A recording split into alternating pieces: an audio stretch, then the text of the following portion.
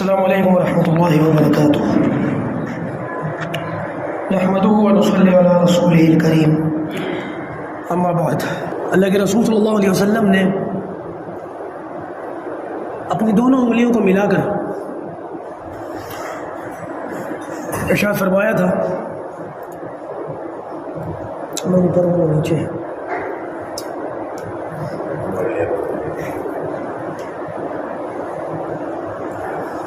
آپ نے اپنی دونوں انگلیوں کو ایسے ملا کر ارشاد فرمایا تھا کہ میرے بعد قیامت ایسے آنے والی ہے، میرے بعد قیامت ایسے آئے گی جیسے یہ دونوں انگلیاں ملی ہوئی ہیں۔ اسی طریقے سے ایک موقع پر نبی کریم صلی اللہ علیہ وسلم نے ارشاد فرمایا، سورج ڈوب رہا تھا، جیسے مغرب کا وقت ہوتا ہے 4-5 منٹ باقی ہوتے ہیں، تو اس موقع پر آپ صلی اللہ علیہ وسلم نے ارشاد فرمایا کہ دنیا کی زندگی اتنی باقی ہے جتنا سورج ڈوبنے میں وقت باقی ہے، یعنی کہ جیسے صبح سے لے کے شام تک کا جو وقت ہوتا ہے، یوں سمجھ لیجیے کہ دنیا اتنا وقت گزار چکی ہے، اور جیسے 5-7 منٹ یہ کچھ لمحے باقی ہیں، اسی طریقے سے اب اس کے آخرت کے معاملات باقی ہیں۔ مجھ سے بہت سارے ساتھیوں نے، خاص طور سے نوجوانوں نے یہ کہا تھا کہ بھئی وہ آخرت کی کچھ نشانیوں پر بات ہو، آخرت کی نشانیاں کیا ہیں، کیونکہ اس تعلق سے بہت ساری سچی اور جھوٹی باتیں ہمارے نوجوانوں میں چلی گئی ہیں۔ اب سمجھ میں یہ نہیں آتا کہ ان میں سے کون سی باتیں سچی ہیں اور کون سی جھوٹی ہیں۔ خاص طور سے میڈیا کے اوپر آخرت کی نشانیوں کے بارے میں بہت ساری باتیں میسیجز کی شکل میں، ویڈیو کی شکل میں لوگوں میں بہت زیادہ چلتی ہیں۔ تو اس صورت کے اندر آخرت کی نشانیاں کیا کیا ہیں، اس پر تھوڑی سی بات ہونی چاہیے، تو میں انشاءاللہ اس پر بات کروں گا۔ اور یہ مضمون بہت بڑا اور پھیلا ہوا مضمون ہے، وقت ہمارے پاس کم ہوتا ہے، لیکن میں کوشش یہ کروں گا کہ اس پھیلی ہوئی بات کو کم سے کم وقت کے اندر سمیٹ کر مکمل کروں، اور اگر آج اس کو مکمل نہیں کر سکا تو انشاءاللہ پھر اگلے جمعے کے اندر اس کو دوبارہ جاری کریں گے۔ اللہ پاک مجھ کو صحیح بات کہنے کی، ہم سب کو ان باتوں پر عمل کرنے کی توفیق عطا فرمائے۔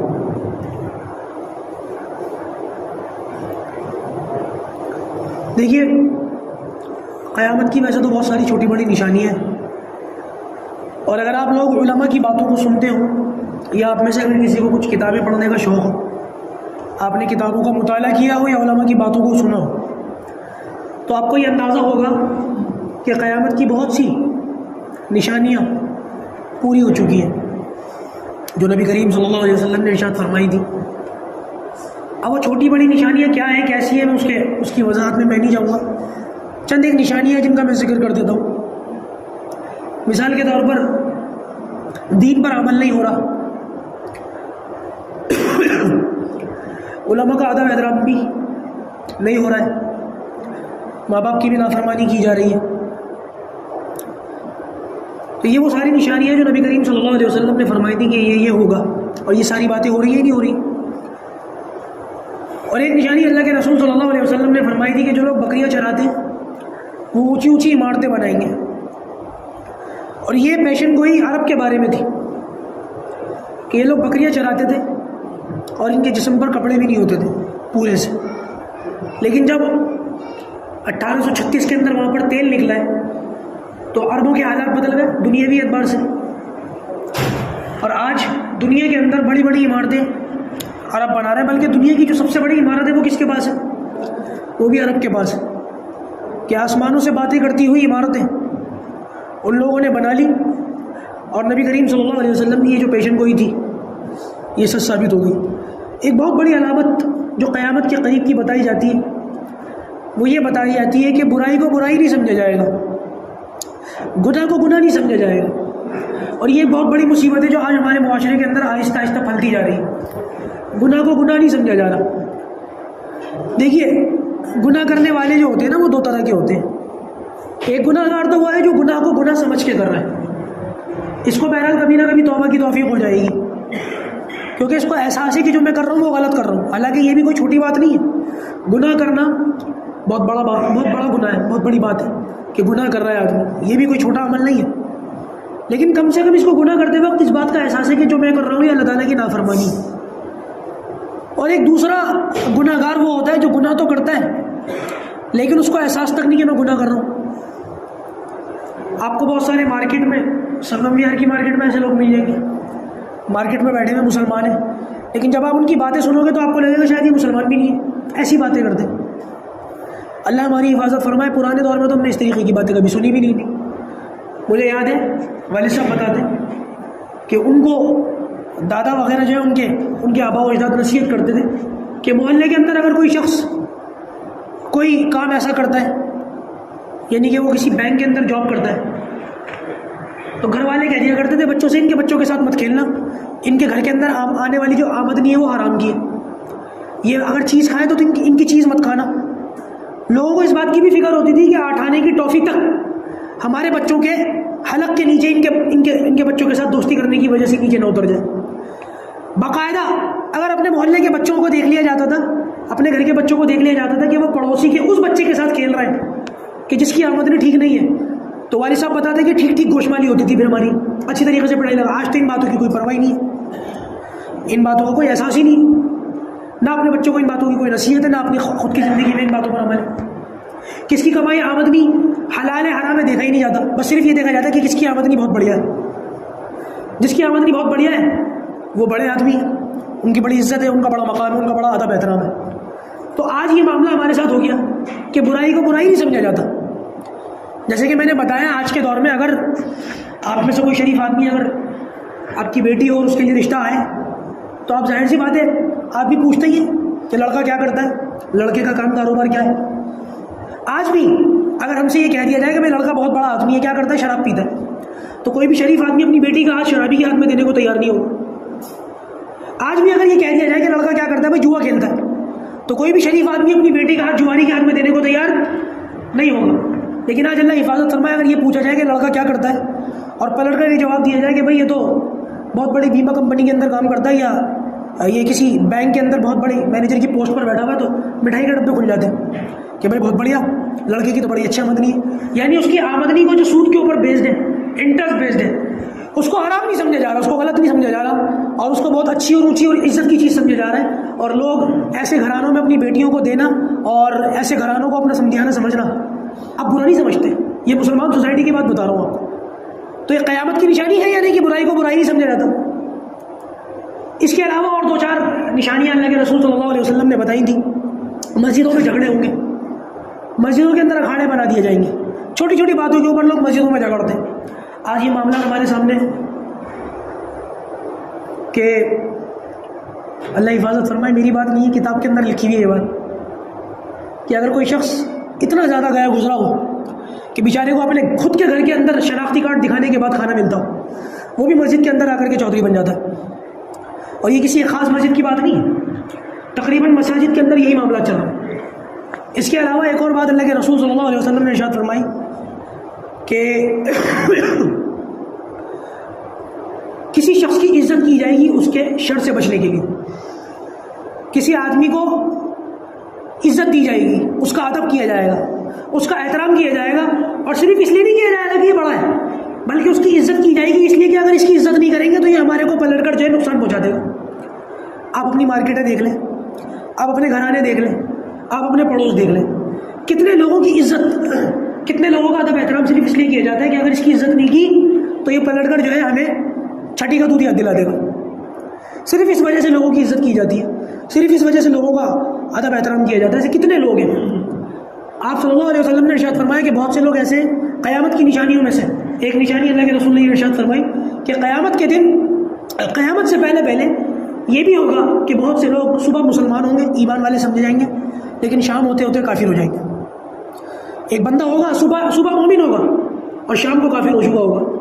اب اگر ہم سے پوچھا جائے کہ بھائی فلاں شخص کیسا ہے, ہم تو اس کو یہی کہیں گے کہ ایمان والا ہے, کیونکہ ہم اس کو مسلمان سمجھتے ہیں, مسلمانوں کے ساتھ اٹھتا بیٹھتا ہے. لیکن اس سے ایسا کوئی کام ایسا ہو چکا ہوگا, یا اس سے کوئی بات ایسی ہو چکی ہوگی, اس کی زبان سے ایسی کوئی بات نکل چکی ہوگی, لوگ اس کو مسلمان سمجھ رہے ہوں گے, حقیقت میں وہ ایمان سے نکل چکا ہوگا. کافر ہو چکا ہو. آپ صلی اللہ علیہ وسلم نے فرمایا بہت سے لوگ ایسے ہوں گے صبح مومن ہوں گے شام کو کافر ہو جائیں گے, شام کو مومن ہوں گے صبح کافر ہو جائیں گے. بہت تیزی کے ساتھ لوگ اپنے ایمانوں سے نکل جائیں گے. بظاہر دیکھنے میں وہ مسلمان نظر آ رہے ہوں گے, حقیقت میں مسلمان نہیں ہوں گے. اور یہ چیزیں ہمارے معاشرے کے اندر بہت صاف اور کلیئر ہوتی ہوئی نظر آ رہی ہیں آہستہ آہستہ. بہت سی ایسی چیزیں کہ جن کو علماء نے فرمایا کہ اگر یہ کام کر لو گے تو ایمان سے نکل جاؤ گے, اور مسلمان وہ کام خوشی سے اور دھڑلے سے کرتے بلکہ ان کاموں کے اوپر فخر محسوس کرتے. جیسے کہ میں نے پچھلے جمعے کو بتایا کہ بہت سارے ایسے کام ہیں جو غیر ایمان والوں کے یہاں باقاعدہ رسمی طور پر تہوار کے طور پر منائے جاتے ہیں, اور ان چیزوں سے علماء نے روکا. اور باقاعدہ فتووں کی کتابوں کے اندر یہ باتیں موجود ہیں کہ اگر کوئی مسلمان ان حدود کو کراس کر لے گا اور ان کاموں کے اندر ملوث ہو جائے گا تو اس کے ایمان کے جانے کا خطرہ ہے. لیکن بجائے اس کے کہ ان چیزوں کو کرنے کے بعد لوگ ان باتوں کو چھپاتے یا ان پر شرم محسوس کرتے, باقاعدہ اسٹیٹس اور ڈی پی لگا کر کے لوگ اس پر فخر محسوس کرتے. کوئی ان کو کہنے سننے والا نہیں ہے, کوئی ان کو ان باتوں پر غیرت دلانے والا نہیں, اور ان کو مسلمان سمجھا جاتا ہے. یہ ہمارے معاشرے کی طرف حقیقت ہے یا نہیں؟ اس کے علاوہ نبی کریم صلی اللہ علیہ وسلم نے ایک اور چیز ارشاد فرمائی کہ منافقت بہت زیادہ پھیل جائے گی, منافقت عام ہو جائے گی. بندہ آپ سے ملے گا اچھا بن کر, لیکن حقیقت میں آپ کے لیے اس کے دل میں بغض ہوگا, حسد اور کینہ ہوگا. آپ اس کی مثال ایسے سمجھ لیں, اگر آپ کے پاس کوئی شخص آتا ہے اور آپ سے پوچھتا ہے کہ بھائی میں فلاں کام کرنا چاہتا ہوں لیکن مجھے سمجھ میں نہیں آ رہا کہ میں یہ کام کیسے کروں, میں آپ کو اپنا بڑا سمجھتا ہوں, آپ مجھے رائے دیجیے, مجھے میری رہنمائی کیجیے, میں یہ کام کروں تو کروں کیسے. اور آپ نے اس کو ایک رائے دے دی اور وہ آپ کی بات پر اعتماد کر کے چلا گیا. تھوڑی دیر کے بعد کسی اور شخص نے آپ سے کہا کہ جو آپ نے رائے اس کو دی ہے آپ خود اس بات پر عمل نہیں کرتے, خود آپ کا عمل نہیں ہے, آپ یہ جو رائے اس کو آپ نے دی آپ یہ کبھی کرتے ہی نہیں. تو جو آپ خود نہیں کرتے دوسرے کو آپ نے یہ رائے دی کیسے؟ تو پلٹ کر بندہ جواب دیتا ہے میں اس کا فائدہ کیوں سوچوں, میں اس کا بھلا کیوں سوچوں. اور اس چیز کو بڑا جو ہے فن اور مہارت اور اس کو گٹ سمجھے جاتے ہیں کہ مجھے دھوکہ دینا آتا ہے, مجھے سامنے والے کو بیوقوف بنانا. حالانکہ یہ کبیرہ گناہ میں تھا کہ کسی کو آپ نے دھوکہ دے دیا, کسی کو آپ نے بیوقوف بنا دیا, کسی کو آپ نے جھوٹ بول دیا, اور اس چیز کو جھوٹ, دھوکہ, فریب اور دغا بازی نہیں سمجھا جاتا. آج اس کو فن سمجھا جاتا ہے, آج اس کو مہارت سمجھا جاتا ہے, اور اس پر فخر محسوس کیا جاتا ہے. مجھے تو بڑی مہارت ہے, میں تو بڑا چالاک ہوں, اور میں تو جب ملک الموت آئے گی تو اس کو دھوکہ دے کے دکھانا, پتہ چل جائے گی تمہاری ساری چالاکی. پھر احساس ہوگا کہ کتنی چالاک تھے, کتنی ہکڑی تھی اور کتنے معاملات تھے. تو یہ چیزیں اللہ حفاظت فرمائے, اللہ حفاظت فرمائے. اور میں پھر سے کہتا ہوں اللہ حفاظت فرمائے. مسلمانوں کے اندر ان صفوں کے اندر بیٹھ کے یہ چیزیں موجود ہیں. ہمارے ایک استاد تھے بڑے سخت تھے, بہت بہت زیادہ سخت تھے, اللہ حفاظت فرمائے. ان کا جملہ بتا رہا ہوں میں, میری بات مت سمجھنا, ان کا جملہ بتا رہا ہوں کہ وہ کہتے تھے کہ بلا وجہ سورین کہتے ہیں کمر کو, یہ جو کمر کا نیچے والا حصہ ہوتا ہے نا اس کو سورین کہتے ہیں, کہ بلا وجہ سورین اٹھا کے لوگ سجدے کر رہے ہیں اور معاملات سے لوگ اپنے باز نہیں آ رہے. تو حالانکہ یہ اس وقت کی بات ہے 20-25 سال پرانی, اتنی زیادہ خیانت اتنی نہیں تھی جتنی کہ آج ہے. آج تو حالات ایسے کہ اللہ حفاظت فرمائے, الامان والحفیظ. تو یہ چیزیں دیکھی جاتی ہیں کہ لوگ مسجدوں میں آ کے رکوع کرتے ہیں, سجدے کرتے ہیں اور اپنے آپ کو بڑا دیندار سمجھتے ہیں, لیکن حقیقت میں دیکھا جائے تو دھوکہ, جھوٹ, فریب, سود, گالم گلوچ اور نہ جانے کیا کیا کتنی چیزیں ہماری ہیں. آج تو مسلمان تاجر سے اگر یہ کہہ دیا جائے کہ بھائی جھوٹ مت بولا کرو اور سود وغیرہ پر کاروبار مت کیا کرو, تو مسلمان ہو کر یہ جواب دیے جاتے ہیں کہ بھائی سود کے بغیر کام چلتا ہی نہیں. مولانا ہم کیا کریں, سود کے بغیر چلے گا ہی نہیں, معاملہ ہے ہی نہیں ہمارے ہاتھ میں. کیوں نہیں ہے آپ کے ہاتھوں؟ ہندوستان کو آزاد ہوئے 75 سال ہو چکے ہیں میرے خیال سے, اور کروڑوں کی آپ کی آبادی ہے, 20-25 کروڑ کی آپ کی آبادی ہے. آپ اپنا ایک نظام نہ بنا سکیں, آپ کے پاس اپنا ایک اسلامک اسکول بھی نہیں ہے, آپ کے پاس الیکٹرانک میڈیا پر اپنا خود کا ایک معتبر چینل بھی نہیں ہے. آپ کے پاس ہے کیا؟ آپ اپنا نظام بنانے میں کیوں فیل ہو گئے, کیا وجہ ہے اس کی؟ کروڑوں کی آبادی رکھنے والا اتنا بڑا طبقہ, آپ کی حیثیت کیڑے مکوڑوں سے زیادہ کی نہیں ہے. کیوں ہے یہ وجہ؟ آپ میں سے اگر کسی کے پاس 4 پیسے آ جائیں تو باقی لوگوں کو سلام کرنے کا جواب تک نہیں دیتا. یہ ہماری حالت ہے, یہ ہماری حیثیت ہے. 4 پیسے کمانے کے بعد بندہ سلام کا جواب دینا تو چھوڑو, بات تک نہیں کرتا. تو ذرا سے اگر حالات بدل جائے تو انسان کی حالت بھی بدل جاتی ہے. غیر قوموں کے اندر یہ چیزیں ہم نے نہیں دیکھی آج تک. عرض یہ کر رہا تھا کہ بہت ساری برائیاں ایسی ہیں جن کو برا نہیں سمجھا جاتا, خرابی کو خرابی نہیں سمجھا جاتا, گناہ کو گناہ نہیں سمجھا جاتا. آج آپ یورپ کنٹریز کے اندر دیکھ لیں, کہ ان لوگوں نے باقاعدہ برائی کو برائی سمجھنا چھوڑ دیا. غلط بات کو غلط نہیں کہتے وہ لوگ. آپ دیکھیں کہ ان کے آپ جا کر کے یورپ کنٹری کے اندر آپ جا کر کے کہیں کہ سود مت کھاؤ یہ حرام ہے, تو وہ کہتے ہیں حرام کیا ہوتا ہے؟ ان کے لفظ حرام ہی نہیں ہے, لفظ حرام کی ڈیفینیشن ہی نہیں ہے وہاں پر. باقاعدہ ان لوگوں کے یہاں حلال کیا ہوتا ہے حرام کیا ہوتا ہے اس کی کوئی حیثیت ہی نہیں بچی آج. اللہ ہماری حفاظت فرمائے, اللہ ہماری حفاظت فرمائے. اور یہ چیزیں آہستہ آہستہ ہمارے اندر بھی آ رہی ہیں, ہمارے معاشروں کے اندر یہ چیزیں کلچر کے طور پر آتی جا رہی ہیں. مثال کے طور پر آپ یہ دیکھ لیں ہم جنس پرستی ہوئی, یعنی مرد کا مرد کے ساتھ منہ کالا کرنا, عورت کا عورت کے ساتھ منہ کالا کرنا, اس کو ہم جنس پرستی کہتے ہیں نا. لیسبین اور گے اور LGBTQI ایک کمیونٹی ہے آج. ان لوگوں کا باقاعدہ یہ 20-25 سال پہلے آپ تصور بھی نہیں کر سکتے تھے ہندوستان کے اندر یہ چیزیں ہو سکتی. پہلے تو باقاعدہ امریکہ کے اندر ان چیزوں کو باقاعدہ قانونی تحفظ فراہم کیا گیا, اس پر قانون بنائے گئے, یعنی کہ غلط کو صحیح کر دیا, صحیح کو غلط کر دیا. یہ جو ہم جنس پرستی تھی یہ گناہ تھا, برا سمجھا جاتا تھا معاشرے کے اندر. اب اس کو قانونی تحفظ دے دیا کہ یہ صحیح ہے اور ان کے خلاف ان کی مخالفت کرنے والا غلط ہے. آج اللہ حفاظت فرمائے ہمارے ہندوستان کے اندر بھی یہ مصیبت عام ہو گئی. بہت زیادہ ڈرنے اور سوچنے کی بات ہے. اللہ تعالیٰ آپ کی نسلوں کو محفوظ رکھے. اگر آپ میں سے کل کو کسی کو یہ پتہ چلے کہ آپ کا بیٹا یا بیٹی اس بیماری کے اندر مبتلا ہے تو آپ اس کے خلاف کارروائی بھی نہیں کر سکتے, سوچ بھی نہیں سکتے. الٹا پولیس آپ کو آ کر کے ایسی وارننگ دے کر کے جائے گی خبردار بچوں سے دور رہنا. آپ آدھا لفظ زبان سے نکال نہیں سکتے. کیا حیثیت ہے آپ کی ہندوستان کے اندر؟ کیا تیاری ہے آپ کی ان فتنوں سے لڑنے کے لیے؟ قیامت کی نشانیوں کے متعلق میں بتا رہا ہوں. یہ چیزیں آہستہ آہستہ بہت زیادہ ہمارے اندر عام ہوتی جا رہی ہیں, اور اگر اس پر ابھی بھی آپ لوگوں نے نوٹس نہیں لیا تو یقین مانیے گا حد سے زیادہ دیر ہو جائے گی, اور حد سے زیادہ دیر ہو چکی ہے ویسے. لیکن فی الحال ابھی بھی آپ کی نسل آپ کے ہاتھ میں, اتنا بے قابو نہیں ہوئے کہ آپ اپنے بچوں کو ان کے بالغ ہونے کے بعد سے ہی, آج بھی اللہ کا فضل ہے چاہے کتنے ہی حالات خراب کیوں نہ ہو, لیکن باپ کی نظروں کی تیزی سے اولاد ڈرتی ہے. یہ چیزیں آج بہت زیادہ عام ہم دیکھتے ہیں ان چیزوں. تو بہرحال یہ چند ایک میں نے نشانیاں بتائی تھیں قیامت کی, اور یہ تو وہ نشانیاں ہیں کہ جن چیزوں کو ہم اپنی آنکھوں سے پورا ہوتے ہوئے دیکھ رہے ہیں. کچھ چیزیں ہمارے اندر آ گئیں, کچھ چیزیں ہمارے اندر ابھی نہیں آئیں, لیکن کچھ قیامت کی بڑی نشانیاں بھی ہیں جن کے متعلق نبی کریم صلی اللہ علیہ وسلم نے بہت وضاحت کے ساتھ اور کھول کھول کر کے بیان فرمایا. جیسے امام مہدی کا ظاہر ہونا, دجال کا نکلنا, عیسیٰ علیہ السلام کا نازل ہونا, اور پھر مسلمانوں کا ایک جھنڈے کے نیچے جمع ہونا, اور پھر دجال سے مقابلہ کرنا, اور اس دنیا سے فتنوں کا ختم ہو جانا. اور اس کے بعد پھر ایک چیز بنتی ہے, وہ ہے یاجوج ماجوج کا نکلنا. تو یہ چند ایک نشانیاں ہیں جس کا میں نے آج کوئی ذکر نہیں کیا, لیکن ان نشانیوں پر انشاءاللہ اگلے جمعے سے بات کروں گا ایک ایک کر کے کہ کیا نشانیاں ہیں, اور یہ نشانیاں کس طریقے سے پوری قیامت کی بڑی نشانیاں ہیں.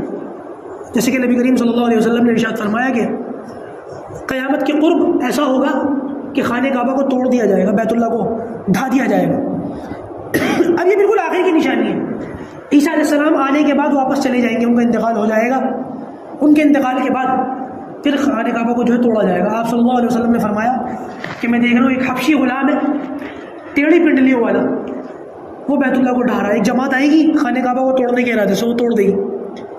تو یہ مسلمانوں کا جو قبلہ ہوگا جس کی طرف رخ کر کے ساری دنیا کے مسلمان نماز پڑھتے, اس کو ڈھا دیا جائے گا, توڑ دیا جائے گا. اور جو نشانیاں ہمیں ملتی ہیں قیامت کی وہ اس ترتیب سے ملتی ہے کہ پہلے تو امام مہدی ظاہر ہوں گے.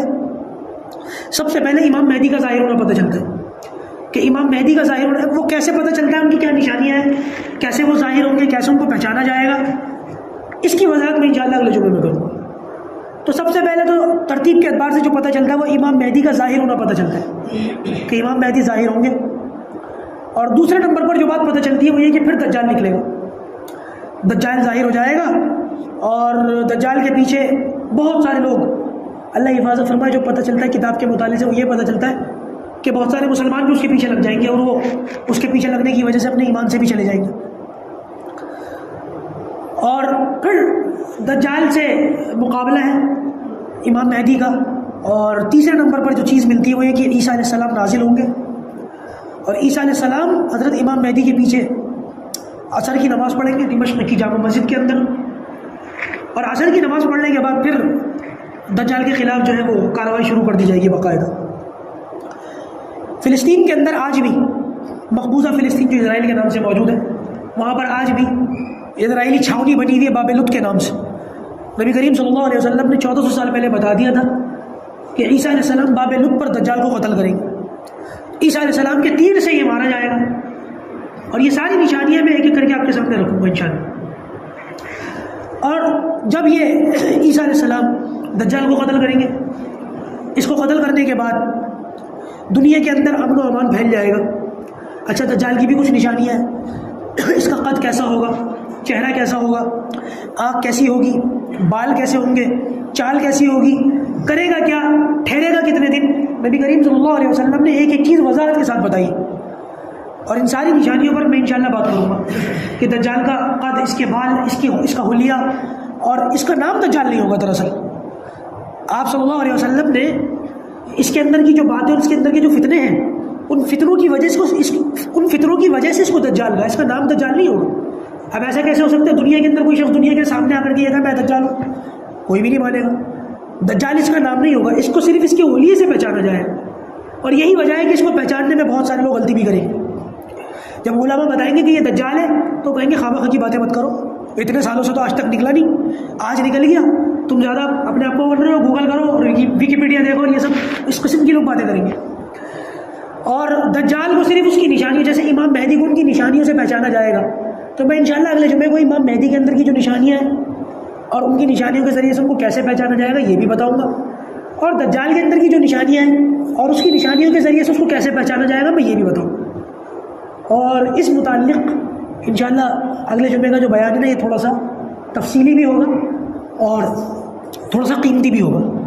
تو آپ لوگوں سے گزارش ہے کہ وقت سے پہلے آپ لوگ ضرور آنا اور پوری بات سننا, کیونکہ میں نے اپنے بچپن کے اندر دیکھا ہے کہ لوگ اپنے بچوں کو یہ چیزیں بتاتے تھے, ڈراتے تھے. آج کل لوگوں کو خود نہیں پتا وہ بچوں کو کیا بتائیں گے. اور آج کی جو جنریشن ہے ان کو دجال کے بارے میں جو کچھ بھی سچی اور جھوٹی اور کچی اور پکی جو کچھ بھی معلومات ملتی ہے وہ سوشل میڈیا سے ملتی ہے. اب اس میں بہت ساری باتیں یقین کے لائق ہوتی ہیں, بہت ساری باتیں جھوٹی ہوتی ہیں. تو نوجوانوں کو پھر یہ فیصلہ کرنا مشکل ہو جاتا ہے کہ کون سی بات صحیح اور کون سی غلط ہے. اس ضرورت کو دیکھتے ہوئے انشاءاللہ میں نے یہ ٹاپک چھڑا ہے اور اس پر انشاءاللہ گفتگو کروں گا تاکہ آپ لوگوں کو معتبر اور اوتھینٹک ذرائع سے ساری باتیں حدیث کی روشنی میں پتہ چل جائے کہ دجال کیا ہے, کیا مصیبت ہے, اور امام مہدی کیا ہے اور کیسے ان کو پہچانا جائے گا. اور بہت ممکن ہے کیا پتہ اللہ تبارک و تعالیٰ آج کے ان حالات میں امام مہدی کو ظاہر کر دے, کیا پتہ. تو کم سے کم ہمیں پتہ تو ہونا چاہیے کہ اگر امام مہدی اگر ظاہر ہوتے ہیں تو ہم کس طریقے سے ان کو پہچانیں, اور اگر ہمارے اس دور میں ظاہر نہیں ہوتے تو آنے والی نسل کو ہم سمجھا کے چلے جائیں کہ بیٹا ہم نے یہ باتیں سنی ہیں قرآن و حدیث کی روشنی میں امام مہدی یہ ہوں گے اور ان کو اس طریقے سے پہچانا جائے گا تاکہ آنے والے فتنوں سے ہمارے بچے الرٹ رہیں, ہوشیار رہیں. پروردگار جو کہا گیا سنا گیا ہمیں ان باتوں پر عمل کرنے کی توفیق عطا فرمائے. سنتیں پڑھ لیجیے. وآخر دعوانا الحمدللہ رب العالمین. السلام علیکم ورحمۃ اللہ وبرکاتہ. الحمدللہ وحدہ والصلاة والسلام علی من لا نبی بعدہ. اما بعد,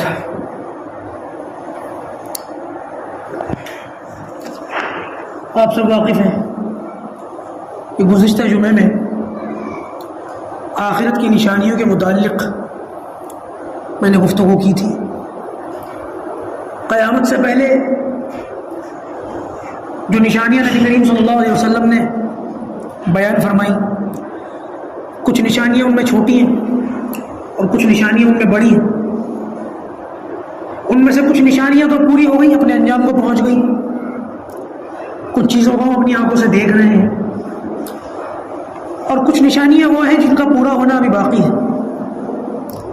کچھ بڑی نشانیاں میں نے آپ کے سامنے گزشتہ جمعے میں بیان کیا تھا کہ لوگوں کا جو ہے وہ لوگوں کی عزت ہوگی, ان کے شر سے بچنے کے لیے برائی کو برائی نہیں سمجھا جائے گا, اور عرب جو ہے وہ آسمانوں سے باتیں کرتی ہوئی عمارتیں بنانے لگ جائیں گے. یہ وہ نشانیاں ہیں جو ہم اپنی آنکھوں سے دیکھ رہے ہیں. لیکن کچھ بڑی نشانیاں بھی ہیں جن کو علامات کبریٰ کے نام سے جانا جاتا ہے. بڑی نشانیاں کہ جب یہ نشانیاں دکھنی شروع ہو جائیں تو یوں سمجھ لیجیے کہ اب اللہ تعالیٰ نے اس کائنات کی بساط کو لپیٹنے کا فیصلہ کر لیا. جب یہ نشانی دیکھنے میں آ جائے, کون سی نشانیاں؟ حضرت امام مہدی کا ظاہر ہونا, دجال کا ظاہر ہونا, عیسیٰ علیہ السلام کا نازل ہونا اور یاجوج ماجوج کا نکلنا. یہ وہ نشانی ہے کہ جب سمجھ لو کہ یہ اب آنے لگی ایک کے بعد ایک, اور یہ آئیں گی بھی ایک کے بعد ایک بہت جلدی کہ اس کے بعد پھر یوں سمجھ لیجیے اب قیامت بالکل قریب ہے. اب کائنات قیامت کے بالکل دہانے پر کھڑی ہو گئی. تو 3 ایسی شخصیتیں ہیں جن کا پوری دنیا میں آج انتظار ہو رہا ہے. حضرت امام مہدی کا انتظار مسلمان کر رہے ہیں, حضرت عیسیٰ علیہ السلام کا انتظار مسلمانوں کے ساتھ ساتھ عیسائی بھی کر رہے ہیں, اور دجال کا انتظار یہودیت کر رہی ہے. اب ہم آج کے اس دور میں اگر ان تینوں شخصیتوں کی بات کریں تو کون سی ایسی چیزیں ہیں جن سے ہم ان کو پہچان سکتے ہیں؟ ان کی نشانیاں کیا ہیں, ان کی علامتیں کیا ہیں؟ میں انشاءاللہ ان تینوں کے بارے میں آج ذکر کروں گا. ان کی نشانیاں آپ حضرات کے سامنے بیان کروں گا اس نیت سے تاکہ مسلمان ہر دور میں آنے والے فتنوں کے لیے تیار رہے. دیکھیے سب سے پہلی بات حضرت مہدی کے بارے میں یہ یاد رکھیں کہ کیونکہ ہم انہی کا انتظار کر رہے ہیں اور ترتیب کے لحاظ سے ظاہر بھی وہی پہلے ہوں گے تو پہلے ان کی بات کر لیتے ہیں. امام مہدی کے بارے میں سب سے پہلی بات جو یاد رکھنے کی ہے وہ یہ کہ یہ مہدی ہونے کا دعویٰ نہیں کریں گے. یہ کبھی یہ نہیں کہیں گے کہ میں مہدی ہوں, جیسے کہ آج کل کوئی بھی انگال بنگال سے بہار سے اٹھ کے کوئی بھی اپنے مہدی ہونے کا دعویٰ کر دیتا ہے میں مہدی ہوں. یہ دعویٰ نہیں کریں گے. ان کے بارے میں چند ایک باتیں نبی کریم صلی اللہ علیہ وسلم نے جو ارشاد فرمائی ان کو ضرور یاد رکھیں. آپ صلی اللہ علیہ وسلم نے فرمایا مہدی کا نام میرے نام کی طرح محمد ہوگا, اور مہدی کے باپ کا نام میرے باپ کی طرح عبداللہ ہوگا, اور مہدی میری بیٹی فاطمہ کے بڑے بیٹے حضرت حسن کی اولاد میں سے ہوں گے. اور بعض روایتوں سے تو یہاں تک پتہ چلتا ہے کہ ان کا چہرہ نبی کریم صلی اللہ علیہ وسلم کے چہرے کی طرح ہوگا. اس زمانے میں جب امام مہدی ظاہر ہونے والے ہوں گے اس زمانے میں روایت کے اندر آتا ہے کہ مدینہ کے اندر بادشاہت کو لے کے بڑا سخت جھگڑا ہوگا. اس وقت کا جو بادشاہ ہوگا وہ مر جائے گا اور بادشاہت میں اختلاف ہو جائے گا کہ کون بادشاہت کو سنبھالے. اور یہ جو امام مہدی ہے یہ اپنے وقت کے بڑے متقی پرہیزگار اور بزرگ ہوں گے, اپنے ٹائم کے عالم بھی ہوں گے, ظاہر سی بات ہے. تو یہ اس بات کو محسوس کر لیں گے کہ لوگ بادشاہت کے لیے میرا نام لے سکتے ہیں. تو یہ بادشاہت سے بچنے کے لیے مدینہ سے بھاگ کر مکہ چلے جائیں گے کہ اگر میں مدینہ میں رہوں گا تو بہت ممکن ہے کہ یہ بادشاہت مجھے ملے, اور یہ بادشاہت لینا نہیں چاہیں گے اور جھگڑا بہت خطرناک ہوگا بادشاہت کو لے کر کے, قتل و قتال کی نوبت آ جائے گی. اور جب یہ مکہ چلے جائیں گے تو روایت کے اندر آتا ہے مکے کے اندر بیت اللہ کے سامنے حجر اسود کا وہ کونا, خانہ کعبہ کا وہ کونا جس میں حجر اسود لگا ہوا ہے, حجر اسود کے سامنے یہ پہچانے جائیں گے. لوگ ان کو دیکھ کر, ان کے اندر جو نشانی ہے ان کو دیکھ کر پہچان لیں گے کہ یہ مہدی ہے, اور لوگ دوڑیں گے ان کے پیچھے ان کے ہاتھ پر بیعت کرنے کے لیے کہ آپ جو ہیں وہی محمد بن عبداللہ فاطمی النسل ہے, مہدی ہے جن کے بارے میں اللہ کے رسول نے, اور یہ آگے بھاگیں گے کہ میرے ہاتھ پر بیعت مت کرو. لیکن یہ ہے کہ لوگ ان کے ہاتھ پر بیعت کر لیں گے اور پھر یہاں سے دجال کے خلاف پروگرام بننا شروع ہو جائے گا. دجال ابھی ظاہر نہیں ہوگا, دجال امام مہدی کی بیعت کے بعد ظاہر ہوگا, لیکن دجالیت تو چلی رہی ہے نا, دجالی نظام تو بہرحال دنیا کے اندر آئی ہے. اس نظام کے خلاف بہرحال پروگرام بننا شروع ہو جائے گا اور وہاں سے امام مہدی کی شناخت ہو جائے گی اور وہاں سے مہدیت کا سلسلہ شروع ہو جائے گا. تو یہ بات سب سے پہلے یاد رکھنے کی ہے کہ کسی بھی شخص کے بارے میں آپ نے دیکھا ہوگا بہت سارے لوگ ہر 2-4 سال میں, 5 سال میں, 10 سال میں کوئی نہ کوئی کھڑا ہو کے یہ کہتا ہے میں مہدی ہوں. حالانکہ میں نے آپ کو بتا دی کہ یہ مہدی ہونے کا نہ یہ مہدیت کا دعویٰ کریں گے نہ یہ خلافت کا دعویٰ کریں گے، بلکہ ان کو ان کے اندر نشانیوں سے پہچانا جائے گا، اور پھر ان کے ہاتھ پر بیعت ہوگی اور یہ اس کے بعد خلافت کا نظام سنبھالیں گے۔ اچھا جی، یہ بات بھی یاد رکھنے کی ہے کہ مسلمانوں کے اندر جتنے فرقے ہیں سارے کے سارے امام مہدی کا انتظار کر رہے ہیں۔ اختلاف سبھی میں ہے کسی نہ کسی بات کو لے کر، لیکن مسلمانوں کے اندر جتنے فرقے ہیں ان سب کا اس بات پر اتفاق ہے کہ امام مہدی قیامت سے پہلے آئیں گے، اور مسلمان کا ہر فرقہ، مسلمان سمجھے جانے والا ہر فرقہ، ہر جماعت امام مہدی کا انتظار کر رہی ہے۔ اور روایت کے اندر آتا ہے کہ جب امام مہدی ظاہر ہوں گے تو پھر یہ فرقے ختم ہو جائیں گے، کیونکہ سارے لوگ ایک جھنڈے کے نیچے جمع ہو جائیں گے، اور دنیا کا نظام بھی ایسے ہی چلتا ہے۔ دیکھیں کوئی ملک ہوگا، پھر اس ملک کا کوئی نظام چلانے والا ہوگا، کوئی بادشاہ ہوگا یا پریزیڈنٹ ہوگا یا پرائم منسٹر ہوگا، اس کا ایک جھنڈا ہوگا، لوگ اس کے نیچے جمع ہوں گے تبھی اس ملک کا نظام چلے گا۔ یہی کہ یہی مسلمانوں کا بھی ہے۔ مصیبت یہ ہے کہ مسلمان جو ہے وہ ایک جھنڈے کے نیچے جمع نہیں ہے، بہت بری طریقے سے ٹوٹے ہوئے، اور روایت کے اندر آتا ہے کہ امام مہدی کے ظاہر ہونے سے پہلے مسلمان ٹکڑے ٹکڑے ہوں گے، بہت بری طریقے سے ٹوٹے ہوئے ہوں گے، نظام بہت بھرم بھرم ہو چکا ہوگا، جیسے کہ آج ہمیں آنکھوں سے نظر بھی آ رہا ہے۔ خیر، اللہ تبارک و تعالیٰ اس نازک وقت میں ہم لوگوں میں آپس میں اتحاد قائم کرنے کی توفیق عطا فرمائے۔ تو یہ مسلمانوں کے تعلق، ان کے حضرت مہدی کے تعلق سے کچھ باتیں تھیں۔ اب حالانکہ حضرت عیسیٰ علیہ السلام کا جو نزول ہے وہ دجال کے بعد ہے، لیکن ان کا ذکر پہلے کر لیتے ہیں کہ خیر کی ساری باتیں پہلے ہو جائیں گی، حضرت مہدی کے بعد حضرت عیسیٰ علیہ السلام کا ذکر آ جائے گا، پھر دجال کی بات کرتے ہیں آخر میں۔ تو حضرت عیسیٰ علیہ السلام کے تعلق سے یہ بات یاد رکھیں کہ مسلمان سوچ سکتے ہیں ان کو پہچانا کیسے جائے گا، کیسے وہ نازل ہوں گے، کہاں نازل ہوں گے، کیا وقت ہوگا۔ تو ان کے بارے میں یہ بات یاد رکھیں کہ نبی کریم صلی اللہ علیہ وسلم نے فرمایا کہ عیسیٰ جو ہے وہ بالکل سفید، جیسے کسی کا چہرہ بالکل سفید ہو، گورا رنگ ہو، چٹا، ایسے گورے رنگ کے ہوں گے، اور ان کے چہرے پر سرخی ہوگی، جیسے آپ لوگ اپنے موبائل کے فلٹر سے اپنی سیلفی لیتے ہیں۔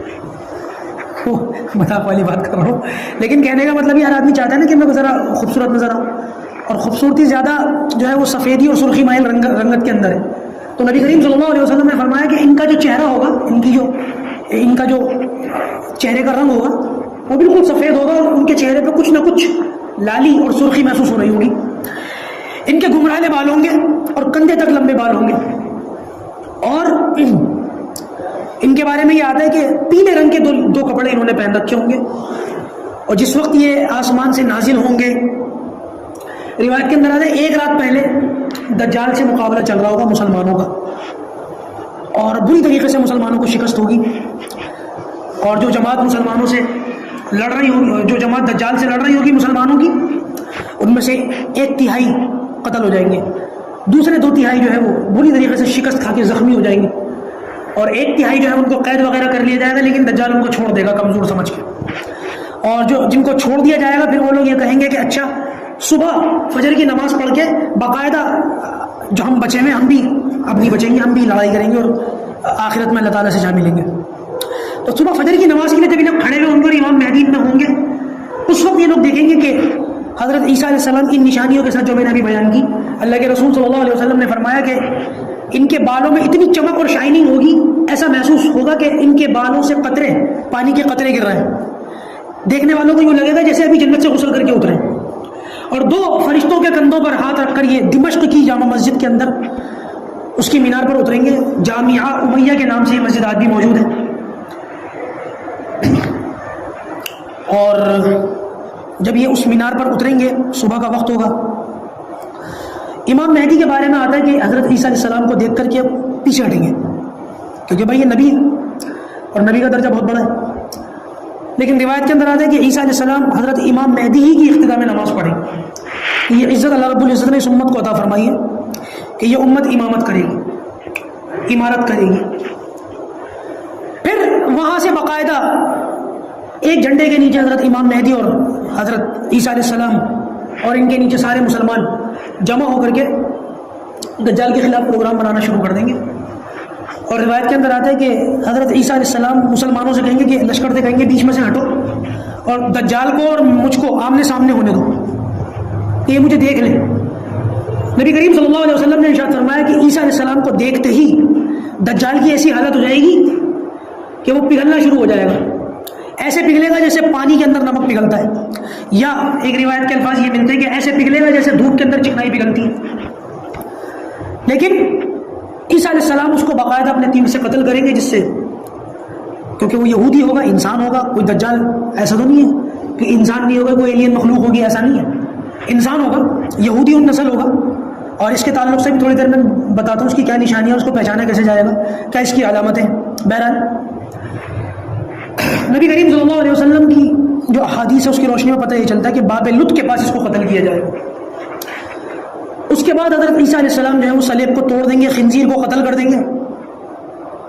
صلیب کو توڑنے کا یہ مطلب ہے کہ عیسائی جو صلیب کو اور کیا بولتے ہیں اس کو، کراس، اس کو بڑی مقدس چیز سمجھتے ہیں، تو اس کو توڑ کر یہ بتایا جائے گا کہ یہ کوئی مقدس چیز نہیں ہے۔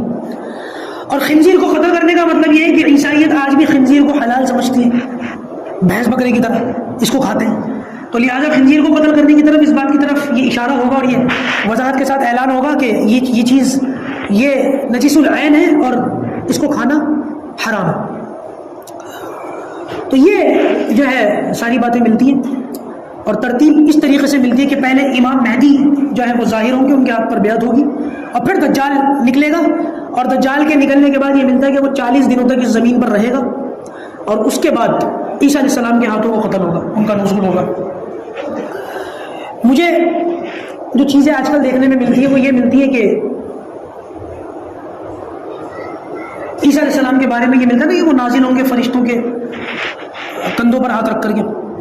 اب آج تو ٹیکنالوجی کا دور ہے، ترقی یافتہ دور ہے، تو بعض کتابوں کے مطالعے سے یہ بھی پتہ چلتا ہے کہ جان بوجھ کر کے حضرت عیسیٰ علیہ السلام جیسے کسی شخص کی فیک نزول بنا کر کے دکھایا جا سکتا ہے ٹیکنالوجی کے ذریعے سے، تاکہ لوگ شور مچائیں وہ آ گئے۔ اور میں نے یہ نشانیاں بتا دی آپ کو کہ وہ کس طریقے سے نازل ہوں گے، کیا ان کا حلیہ ہوگا، کیسا ان کا چہرہ ہوگا، کیسے ان کے بال ہوں گے، پیلے رنگ کے انہوں نے 2 کپڑے پہن رکھے ہوں گے، ایک زرہ پہن رکھی ہوگی جو جنگی لباس ہوتا ہے نا لوہے کا، وہ پہن رکھی ہوگی زرہ۔ تو بہرحال حضرت مہدی کے تعلق سے، حضرت عیسیٰ کے تعلق سے مکمل آپ کے سامنے بات آ چکی ہے۔ اچھا جی، دجال کے بارے میں بھی چند ایک باتیں سن لیں۔ بہت سارے لوگ پوچھتے ہیں کہ دجال کب آئے گا۔ اب یہ بالکل یوزلیس سوال ہے، کیونکہ جیسے آپ کو نہیں پتا ویسے کسی مولوی کو بھی نہیں پتا۔ اب دجال کے آنے کے متعلق بھی لوگوں کے اندر کچھ باتیں بہت زیادہ چلتی ہیں۔ بہت سارے لوگ کہتے ہیں کہ دجال پیدا ہوگا، اور آج کل تو انٹرنیٹ کا زمانہ ہے، واٹس ایپ کے اوپر اس قسم کی فیک ویڈیوز بھی چلتی ہیں کہ کسی اسپتال کے اندر ایک آنکھ والا بچہ پیدا ہوا ہے اور ہمیں بھی بھیجتے ہیں لوگ، اور کہا یہ جاتا ہے کہ یہ دجال ہے، دعویٰ کیا جا رہا ہے کہ دیکھو دجال پیدا ہو گیا، حالانکہ اس ویڈیو کی کوئی حقیقت نہیں ہے، اور دجال کی ایک آنکھ نہیں ہوگی بھائی، اس سے پتہ چلتا ہے کہ یہ فیک ہے۔ اور دجال کے بارے میں یہ بات یاد رکھیں کہ دجال کب کا پیدا ہو چکا ہے، کب کا۔ نبی کریم صلی اللہ علیہ وسلم کے زمانے مبارک کے اندر ایک شخص تھا ابن سیاد، اس شخص کے بارے میں تو یہاں تک صحابہ کرام کا گمان تھا کہ شاید یہ شخص دجال ہے، اس قسم کی وہ باتیں کرتا تھا۔ کیونکہ جیسے یہ آپ لوگوں نے سنا ہوگا یہ جو جن بھوت وغیرہ ہوتے ہیں نا، جنات ٹائپ کے، کچھ اچھے جنات بھی ہوتے ہیں اور کچھ برے جنات بھی ہوتے ہیں، اور یہ جو جادو ٹونا ٹوٹکا اور سفلی کرنے والے جو لوگ ہوتے ہیں یہ 1-2 جنات سے کمیونیکیٹ کر سکتے ہیں، بات چیت کر سکتے ہیں۔ تو کچھ چیزیں جو ہے وہ شیطانوں سے اور جناتوں سے کمیونیکیٹ کر کے سچی اور جھوٹی باتیں وہ لوگوں کو بتاتے ہیں، لوگ سمجھتے ہیں بڑے پہنچے ہوئے بزرگ ہیں بھائی۔ دیکھیے جس وقت ایک شخص، حالانکہ یہ موضوع دوسرا ہو جائے گا لیکن میں بتا دوں، جس وقت ایک شخص پیدا ہوتا ہے نا تو اس کے ساتھ ساتھ ایک شیطان بھی پیدا ہوتا ہے، اور جتنا اس آدمی کی صلاحیت ہوتی ہے اتنا علمی صلاحیت، اتنی علمی صلاحیت جو ہے ایک جو ہے وہ شیطان کی بھی ہوتی ہے، جو شیطان اس کے ساتھ لگا ہوا ہے۔ حتیٰ کہ عالم کے ساتھ جو شیطان لگا ہوا ہوتا ہے نا وہ شیطان بھی عالم ہوتا ہے، عالم کا شیطان بھی عالم ہوتا ہے۔ اب یہ جو شیطان ہمارے ساتھ لگا ہوا ہے نا یہ ہمارے ساتھ ہر جگہ موجود ہوتا ہے، حتیٰ کہ یہ باتھ روم وغیرہ میں بھی موجود ہوتا ہے، اگر ہم دعا نہ پڑھیں تو اللہم انی اعوذ بک من الخبث والخبائث۔ تو یہ جو شیطان جو ہمارے ساتھ ہر وقت لگا ہوا ہے اس کو سب کچھ پتہ ہوتا ہے، ہم نے کس رنگ کا کپڑا پہنا اور ہم نے جو ہے وہ کون سا کھانا کھایا رات کو۔ اور یہ جو گندے سندے عمل کرنے والے لوگ ہوتے ہیں نا یہ انہی جناتوں سے کچھ نہ کچھ عمل کر کے بات چیت کر لیتے ہیں، ہاں بھائی۔ اور یہ جنات جو ہمارے ساتھ ہر وقت لگا ہوا ہے اس جادوگر کو بتا دیتے ہیں کہ اس نے کل رات کو ارغی قیمہ کھایا ہے، کل تو اس نے جو ہے وہ دال چاول کھایا ہے، اور وہ جنات سے پوچھ کر کے آپ کو بتاتے کل رات کو آپ نے یہ کھایا تھا، کیا بزرگ ہے بھائی انہوں نے تو بتا دیا۔ حالانکہ آپ کے ساتھ کل اور پرسوں کیا ہونے والا ہے وہ یہ نہیں بتا سکتا، کیونکہ وہ آپ کے ہمزاد کو بھی نہیں پتا۔ تو لہٰذا جو آپ کے جنات کو نہیں پتا وہی جادوگر کو نہیں پتا. آپ اس سے پوچھ لیں بھائی یہ بتائیں میرے ساتھ کل اور پرسوں کیا ہوگا, ایک ہفتے کے بعد کیا ہوگا, اور وہی ٹھس ہو جائے گا سارا معاملہ. تو کہنے کا مطلب یہ ہے کہ یہ جنات وغیرہ انسانوں کے ساتھ لگے ہوئے, شیطان لگے ہوئے. تو ان چیزوں کے ذریعے سے لوگوں کو پتہ چل جاتا ہے. اور ابن سیاد کے تعلق سے بھی یہی باتیں تھیں کہ یہ بھی اس قسم کی باتیں کرتا تھا. ایک مرتبہ نبی کریم صلی اللہ علیہ وسلم نے ابن سیاد کے پاس جا کر کے کہا کیا تو مجھے نبی مانتا ہے؟ تو ابن سیاد نے پلٹ کر کے کہا کہ آپ مجھے نبی مانتے ہیں؟ تو نبی کریم صلی اللہ علیہ وسلم نے ارشاد فرمایا کہ میں اللہ تعالیٰ کے تمام نبیوں کو نبی مانتا ہوں, اللہ تعالیٰ کے تمام نبیوں پر ایمان لایا. تو حضرت عمر رضی اللہ تعالیٰ عنہ بڑے سخت مزاج کے تھے. انہوں نے جب دیکھا کہ یہ اس قسم کی باتیں کرتا ہے, انہوں نے کہا کہ یا رسول اللہ مجھے اجازت دیجیے میں اس کی گردن مار دوں. تو نبی کریم صلی اللہ علیہ وسلم نے ارشاد فرمایا عمر رہنے دو, اسے چھوڑ دو, اس لیے کہ اگر یہ دجال نہیں ہے خواہ مارا جائے گا تمہارے ہاتھ سے. اور اگر یہ واقعی وہی دجال ہے کہ جس کو قیامت سے پہلے آنا ہے تو پھر یہ تمہارے قابو میں نہیں آئے گا, کیونکہ اس کی موت عیسیٰ علیہ السلام کے ہاتھ فکس ہے. تو حضرت عمر کو روک دیا اللہ کے رسول صلی اللہ علیہ وسلم نے, ورنہ پتہ نہیں کیا دیکھنے کو ملتا اس وقت صحابہ کرام کے درمیان. بعض صحابہ کہتے ہیں ایسی گول گول باتیں کرتا تھا, اس کی باتوں میں ہم لوگ آ جاتے تھے. ایک مرتبہ ایک غالباً مغیرہ ابن شعبہ رضی اللہ تعالیٰ, غالباً مجھے بھول لگ رہی ہے, غالباً حضرت مغیرہ کے تعلق سے یہ بات کہتے ہیں میں ایک سفر میں تھا اور یہ میرے ساتھ تھا ابن سیاد. تو اس نے آ کر کے مجھ سے کچھ باتیں ایسی کرنی شروع کر دی کہ میں اس کی باتوں میں آ گیا.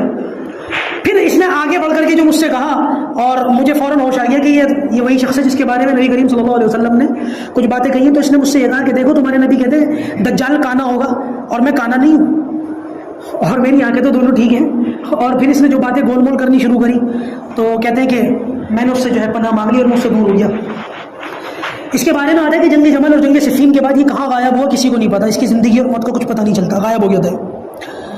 بہرحال ابن سیاد کے متعلق تو آپ حدیث کا مطالعہ کریں گے تو پھر آپ کے اوپر ہے کہ آپ کس نتیجے پر پہنچتے کہ آپ اس کو دجال سمجھتے نہیں سمجھتے. لیکن حضرت تمیم داری رضی اللہ تعالیٰ نبی کریم صلی اللہ علیہ وسلم کے ایک بہت بڑے صحابی, جلیل القدر صحابی, ان کے بارے میں آتے ہیں کہتے ہیں کہ میں نے دجال سے ملاقات کی ہے.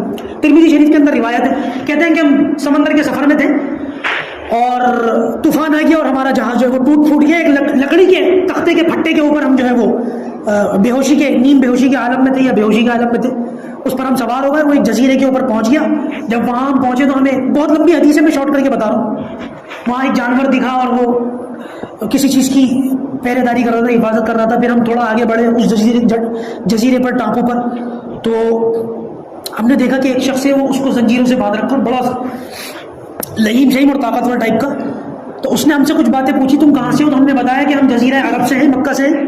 تو اس نے ہم سے کچھ باتیں پوچھنی شروع کر دی, یہ ہو گیا دنیا کے اندر, یہ ہو گیا دنیا کے اندر. اس نے ایک سوال ہم سے یہ بھی پوچھا کہ وہ جو نبی آخر الزمان آنے والے تھے کیا وہ آ گئے؟ تو ہم نے بتایا کہ ہاں نبی کریم صلی اللہ علیہ وسلم دنیا کے اندر تشریف لا چکے ہیں. اور ساری باتیں پوچھنے کے بعد اس شخص نے آخر میں یہ کہا کہ تم مجھے جانتے ہو میں کون ہوں؟ میں دجال ہوں, اور اگر نبی کریم صلی اللہ علیہ وسلم نبی آخر الزمان تشریف لا چکے ہیں تو عنقریب میں بھی ظاہر ہونے والا ہوں. صحابہ کرام فرماتے کہ جب ممبر پر بیٹھ کر نبی کریم صلی اللہ علیہ وسلم دجال کے متعلق ہم سے بیان کرتے تھے تو ہمیں ایسا لگتا تھا کہ باہر ہی کھڑا ہوا ہے, اتنی دہشت طاری ہو جاتی تھی دجال کے بارے میں سن کر کے. اچھا, آج کے اس دور میں اگر دجال کو پہچاننا ہو تو کیا علامتیں ہیں اس کی؟ سب سے پہلی علامت تو جو ہمیں ملتی ہے وہ یہ کہ نبی کریم صلی اللہ علیہ وسلم نے فرمایا اس کے ماتھے پر کافر لکھا ہوا ہوگا, صرف مسلمان پڑھ سکے گا. کاف فا را یہ الفاظ لکھے ہوئے ہوں گے اور کوئی مسلمان اس کو آرام سے پڑھ لے گا. دوسری نشانی اس کے بارے میں یہ پتہ چلتی ہے کہ اس کی دائیں آنکھ جو ہوگی نا, رائٹ ہینڈ سائڈ والی, یہ والی آنکھ یہ ہرے رنگ کی ہوگی اور باہر نکلی ہوئی ہوگی. بخاری کی روایت ہے, انگور کی طرح باہر نکلی ہوئی ہوگی. نبی کریم صلی اللہ علیہ وسلم نے ارشاد فرمایا جیسے انگور نہیں ہوتا ابھرا ہوا ہوتا ہے, ایسی اس کی دائیں آنکھ انگور کی طرح باہر نکلی ہوئی ہوگی. اور دوسری آنکھیں دونوں ہوں گی, ایک نہیں ہوگی, یہ غلط فہمی دور کر لیجیے. اور دوسری آنکھ اس کے بارے میں فرمایا کہ اگرچہ وہ تھوڑی ٹھیک ہوگی لیکن اس میں بھی کچھ نہ کچھ ٹیڑھا پن ہوگا. اور نبی کریم صلی اللہ علیہ وسلم نے فرمایا کہ دجال بہنگا ہوگا. بہنگے دیکھیں آپ نے کیسے ہوتے ہیں, تو اس ٹائپ کی اس کی دونوں آنکھیں ہوں گی. اور اس کے بعد آپ صلی اللہ علیہ وسلم نے فرمایا کہ تھوڑا لنگڑا کے چلے گا, اس کے پیر میں کچھ نہ کچھ جو ہے وہ لنگڑ پن ہوگا. اور یہودیوں کی جو کتاب ہے جس میں وہ اپنے مسیح کا انتظار کر رہے ہیں, اس کتاب کے اندر دجال کا جو نام ہمیں ملتا ہے, کیونکہ دجال اس کا نام نہیں ہوگا, دجال اس کو اللہ کے رسول نے کہا ہے. دجال دراصل دجل سے بنا ہے. دجل کہتے ہیں عربی کے اندر جھوٹ, فریب, دھوکہ, مکاری کے لیے لفظ استعمال ہوتا ہے, کیونکہ دنیا کے اندر آنے کے بعد جھوٹ, دھوکہ, فریب, مکاری یہی سب کچھ کرے گا اور اتنا زبردست طریقے سے کرے گا کہ لوگ اس کو پہچاننا بڑا مشکل ہو جائے گا. اس کو پہچاننا کہ وہی دجال ہے کوئی اور ہے, لیکن ان نشانیوں کے ذریعے سے اس کو پہچانا جا سکتا ہے. اس کے بال تھوڑے سے گھمرانے ہوں گے, قد اس کا تھوڑا چھوٹا ہوگا. اور روایت کے اندر آتا ہے کہ دنیا کے جتنے شہر ہیں ہر شہر کے اندر سفر کرے گا, مکہ اور مدینہ نہیں جا سکے گا، اس لیے کہ اللہ تعالیٰ کے حکم سے ان 2 شہروں کے اوپر جو ہے وہ فرشتے لگے ہوئے ہوں گے. جب بھی یہ مکہ اور مدینہ کے قریب جانے کی کوشش کرے گا وہ فرشتے اس کو دھکا دیں گے، اندر نہیں داخل ہو سکے گا. باقی دنیا کے جتنے شہر ہیں سب جگہ جائے گا. اچھا، اب اگر آج کے اس دور میں جو میں بتا رہا تھا کہ اس کا جو نام ملتا ہے ہمیں یہودیوں کی کتاب میں، وہ یوبل یا حبل کر کے ملتا ہے. اس طریقے کے 2-3 الفاظ ہیں، یوبل یا پھر حبل، یہ 2-3 نام ملتے ہیں. اب یہ کیونکہ یہودیوں کی کتابیں کے ریفرنس دے رہا ہوں میں، ان کی باتیں صحیح بھی ہو سکتی ہیں غلط بھی ہو سکتی ہیں، کچھ کہہ نہیں سکتے. اب اس کا نام کیا ہوگا یہ تو اللہ جانے، اس وقت جب یہ ظاہر ہوگا تب پتہ چلے گا. لیکن علماء نے فرمایا کہ جب یہ ظاہر ہوگا تو یہ سارے اچھے کام کرے گا. جتنے خیر خواہی کے اور بھلائی کے کام ہوتے ہیں نا، مجبوروں کے کام آنا، غریبوں کو راشن دینا، اور جیسے آج کل کے سیاستدان لوگ کرتے ہیں کتنے مکار ہوتے ہیں، کتنے جھوٹے ہوتے ہیں، اور لوگوں کا دل جیتنے کے لیے کیا کرتے ہیں، فری یہ دینا، فری وہ دینا، اور دنیا بھر کی باتیں کرنا. اور دجال بھی یہی سارے کام کرے گا. کہ روایت کے اندر آتا ہے نبی کریم صلی اللہ علیہ وسلم نے فرمایا کہ دجال کے پاس روٹیوں کا پہاڑ ہوگا. روٹیوں کا پہاڑ کا مطلب یہ ہے کہ کھانے پینے کی جتنی اشیاء خوردنی کی جتنی چیزیں وہ ساری کی ساری یہودیوں کے کنٹرول میں ہوں گی. اور نبی کریم صلی اللہ علیہ وسلم نے فرمایا جو دجال کو ماننے سے انکار کر دے گا ان کے جانوروں کے تھنوں میں دودھ بھی نہیں ہوگا. اور جو شخص دجال کی مخالفت کرے گا اس دور کے اندر اس کو شاید پینے کا پانی تک نہ ملے. اسی وجہ سے نبی کریم صلی اللہ علیہ وسلم نے ارشاد فرمایا جب تمہیں دجال کا پتہ چل جائے کہ دجال نکل گیا تو پھر شہروں سے نکل جاؤ، جنگلوں اور پہاڑوں میں چلے جاؤ. اس لیے کہ پھر شہری آبادی اور یہ جو نظام شہری نظام ہوتا ہے نا، اس سسٹم کے تحت، اس نظام کے تحت رہنا پھر بڑا مشکل ہو جائے گا کیونکہ سارا نظام دجال کے ہاتھ میں ہوگا. اور اس کے بارے میں آتا ہے کہ یہ سارے اچھے کام کرے گا جیسے کہ میں نے بتایا. اور جب یہ اچھے کام کرے گا، لوگوں کے کام آنا، کسی کا گھر بنانا، کسی کو پیسے دینا اور کسی کو راشن دینا، تو اس صورت کے اندر پھر بہت سارے مسلمان بھی کنفیوز ہو جائیں گے کہ دجال، اور علماء پہچانیں گے، اس دور کے جو علماء ہوں گے وہ پہچانیں گے اور کہیں گے کہ دجال ہے، اس کی باتوں میں بتاؤ. تو لوگ کہیں گے کیا دجال وجال، تم کئی سالوں سے یہ باتیں کر رہے ہو، خواہ آج تک تو آیا نہیں، آج آ گیا تم ایسی باتیں کر رہے ہو، اتنے اچھے کام کر رہا ہے، ہمارا کام تو بن رہا ہے. اب اگر آج کسی سے کہو کہ دجال آئے گا اور لوگ اس کے جھانسے میں آ جائیں گے تو لوگ ہم سے پوچھتے کیسے اس کے جھانسے میں آ جائیں گے؟ ایسے آئیں گے، بالکل ایسے ہی جیسے آج دنیا کے اندر بہت سارے لوگوں کو پتا ہے کہ کسی کی زمین کھانا کتنا بڑا گناہ ہے، لیکن لوگ زمین کھا لیتے ہیں. کوئی سمجھائے بھائی یہ گناہ ہے مت کرو، کیا گناہ چھوڑو، پیٹ تو بڑھ رہا ہے آدمی کا، تم خواہ کی ایسی باتیں کرتے ہو. اب ہم کسی کا زمین نہ دبائیں، کسی کا مال نہ کھائیں تو پھر ہمارا کام کیسے چلے گا؟ تو جس طریقے سے آج اپنے پیٹ کی خاطر لوگ اس طریقے کی باتیں کرتے ہیں، ویسے دجال کے ٹائم میں بھی باتیں کریں گے. مثال کے طور پر کوئی شخص ایسا ہو جس کی 8-10 ہزار تنخواہ ہو اور اس کے 5-6 بچے ہوں، اس صورت کے اندر اگر کوئی شخص آ کر کے اس سے یوں کہے کہ تم میری بات مانو اور تمہارے پاس ایسا گھر ہوگا اور اتنی گاڑیاں ہوں گی، اتنے نوکر چاکر ہوں گے، وہ تو پہلی فرصت کے اندر پھٹ جائے گا. تو یہ وہ فتنہ ہوگا کہ نبی کریم صلی اللہ علیہ وسلم نے فرمایا قیامت تک جتنے فتنے آنے والے ہیں ان میں سب سے بڑا فتنہ اگر کوئی ہے تو وہ دجال کا ہے. دجال کا فتنہ اتنا بڑا فتنہ ہے کہ نبی کریم صلی اللہ علیہ وسلم نے فرمایا کہ اس کا مقابلہ کرنے کے لیے اللہ تعالیٰ نبی کو اتاریں گے، اس کا مقابلہ نبی کریں گے. کہ جیسے نبی اپنی دعوت کے اندر، اپنی کوششوں کے اندر اور اپنی محنت کے میدان کے اندر سب سے کامل ہوتے ہیں، دجال اپنے فتنوں میں سب سے کامل ہوگا. اور اس کے بارے میں یہاں تک ملتا ہے کہ دنیا کا نظام، کائنات کا جو نظام ہے وہ سارا کا سارا کیونکہ اس کے ہاتھ میں ہوگا. مثال کے طور پر آج کے اس دور میں اس طریقے سے سمجھ لیں جیسے اب تو کرنسی چلتی ہے، نوٹ چلتے ہیں، اب آہستہ آہستہ ڈیجیٹل کرنسی کی طرف جایا جا رہا ہے. آپ کو یاد ہوگا کیش لیس اکانومی بنائی جا رہی ہے، اور یہ چیز بڑھتے بڑھتے بڑھتے بڑھتے آہستہ آہستہ ایک نئی شکل اختیار کر لے گی آنے والے دور میں. زیادہ دور نہیں ہے، 10 20 30 50 سال شاید لگ جائیں اس کے اندر، لیکن یہ چیز ہوگی. جب کیش لیس اکانومی ہو جائے گی تو یہ پیپر کرنسی جو ہے آہستہ آہستہ ختم کر دی جائے گی. ہو سکتا ہے 2-4% 10% شاید چلتی ہو، لیکن زیادہ تر جو ہے وہ کیش لیس اکانومی چلے گی. آپ ڈیجیٹل پیمنٹ کریں گے زیادہ تر، اب بھی بہت سارے لوگ کرتے ہیں اور اس کو آسان بنایا جا رہا ہے. اور آسان بنانے کے جو مراحل ہیں وہ یہ کہ شروع کے اندر تو بہت زیادہ 20% 30% ڈسکاؤنٹ ملتا تھا، اب بھی کچھ کوڈ وغیرہ دیے جاتے ہیں، ان کو کاپی کرنے کے بعد اگر آپ پیمنٹ کریں گے تو آپ کو اچھا خاصا جو ہے وہ مل جاتا ہے ڈسکاؤنٹ. پھر آہستہ آہستہ بڑھتے بڑھتے ایک چپ ہے جس کا نام ہے RFID چپ، اور یہ چاول کے دانے کے برابر ہوتی ہے اور یہ لوگوں کے ہاتھ میں ادھر کہیں پہ بھی انجیکٹ کی جا سکتی ہے اور یہ کی بھی جاتی ہے. اچھا، اور اس کے بڑے فائدے بتائے جاتے ہیں. جب یہ RFID چپ آ جائے گی، کیونکہ امریکہ اور یورپ کنٹریز کے اندر تو یہ باقاعدہ آ گئی اور میں آپ کو بتاؤں، پرانی دلی میں دلی گیٹ کے پاس ایک پیٹرول پمپ ہے، تو وہاں پر جب ہم پیمنٹ کرتے ہیں نا، پیٹرول ڈلواتے ہیں گاڑی کے اندر پیمنٹ کرتے ہیں، تو وہاں پر آپشن ہے، میں خود دیکھ کر کے آیا ہوں، تو وہاں پیمنٹ کا ایک آپشن RFID چپ بھی ہے، حالانکہ یہاں کسی کو کوئی جانتا بھی نہیں۔ تو میں نے اس سے پوچھا ورکر سے، میں نے کہا یہاں پہ RFID چپ کے ذریعے سے پیمنٹ کرنے کا آپشن ہے؟ کہہ رہا ابھی تو نہیں ہے۔ تو میں نے کہا لکھا ہوا کیوں؟ کہہ رہا ان فیوچر آئے گا۔ تو میں نے کہا تم نے ابھی سے لکھ دیا؟ کہہ رہا آپ کو کیسے پتا؟ میں نے کہا پڑھ رکھا ہے میں نے اس کے بارے میں۔ تو دنیا کے اندر RFID چپ متعارف کروائی جا رہی ہے کہ جس کے ہاتھ میں یہ چپ ہوگی، اس زمانے میں یہ شاپنگ مالز ہوں گے اور کھانے پینے کے جو اسٹورز ہوں گے، یہاں پر اگر کوئی شاپنگ کرنے جائے گا تو اب آپ کو نہ پیسے کی ضرورت ہے، نہ پیپر کرنسی کی ضرورت ہے، اور نہ ڈیجیٹل کرنسی کی ضرورت ہے، بس وہ چپ آپ کے اسکین کر لی جائے گی، اور اس کے اسکین کرنے کی وجہ سے آپ کے اکاؤنٹ میں سے آٹومیٹک پیسہ کٹ جائے گا، اور یہ ایک طریقے سے ڈیجیٹل پٹا ہوگا، گلے میں نہیں ڈالا جائے گا۔ اب آپ ایمانداری سے بات بتاؤ، RFID چپ اگر کسی کے ہاتھ میں انجیکٹ کر دی جائے، اس کو دنیا میں کہیں بھی ہوگا تو وہ اس کو ٹریس کر لیا جائے گا۔ وہ اپنی کمرے میں بیوی کے ساتھ تنہا بھی ہے تو بھی اکیلا نہیں ہے بیچارہ، وہ وہاں پہ بھی ٹریس ہو رہا ہے کہاں بیٹھا ہوا ہے۔ تو آپ کی پرائیویسی تو ختم ہو جائے گی، کچھ بھی نہیں بچے گا، آپ آزاد کہاں بچے؟ آپ کی آزادی تو ختم ہو گئی، آپ آزاد رہے کہاں؟ آپ آزاد نہیں، آپ کی بیوی آزاد نہیں، آپ کے بچے آزاد نہیں، دنیا کے کسی کونے کے اندر آپ موجود ہیں، آپ فوراً ٹریس ہو جائیں گے۔ یہ وہ نظام ہوگا جو آہستہ آہستہ دجالیت کے رستے پر جائے گا اور دجال اس کو کنٹرول کرے گا۔ بہرحال اس کے متعلق ابھی اور باتیں، ٹائم ہو گیا، انشاءاللہ اگلے جمعے کو اس کو دیکھیں گے۔ اللہ تبارک و تعالیٰ جو کہا گیا سنا گیا میں ان باتوں پر عمل کرنے کی توفیق عطا فرمائے۔ اور آپ لوگوں سے درخواست ہے کہ یہ جو موضوع ہے نا دجال کا، یہ بہت بہت نازک اور بہت سینسٹیو ہے۔ جتنی باتیں میں بتا رہا ہوں ان کو ضرور یاد رکھیں اور اپنے بچوں کو ضرور بتائیں تاکہ ہمارے بچے ہوشیار رہیں۔ اور اس کے متعلق جتنی باتیں ابھی بچی ہوئی ہیں وہ انشاءاللہ اگلے جمعے میں کروں گا، اس کو بھی تسلی سے سنیے گا تاکہ پوری بات پتہ چلے، ادھوری بات پتہ نہ چلے۔ اللہ عمل کی توفیق عطا فرمائے۔ سنتیں پڑھ لیں۔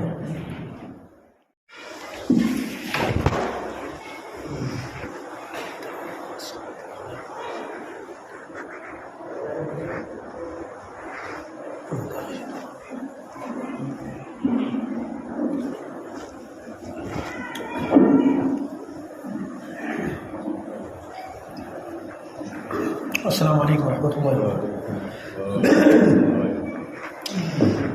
الحمد للہ وحدہ والصلاة والسلام علی من لا نبی بعدہ، اما بعد، اعوذ باللہ من الشیطان الرجیم، بسم اللہ الرحمن الرحیم، وما يعلم جنود ربک الا هو، صدق اللہ العظیم۔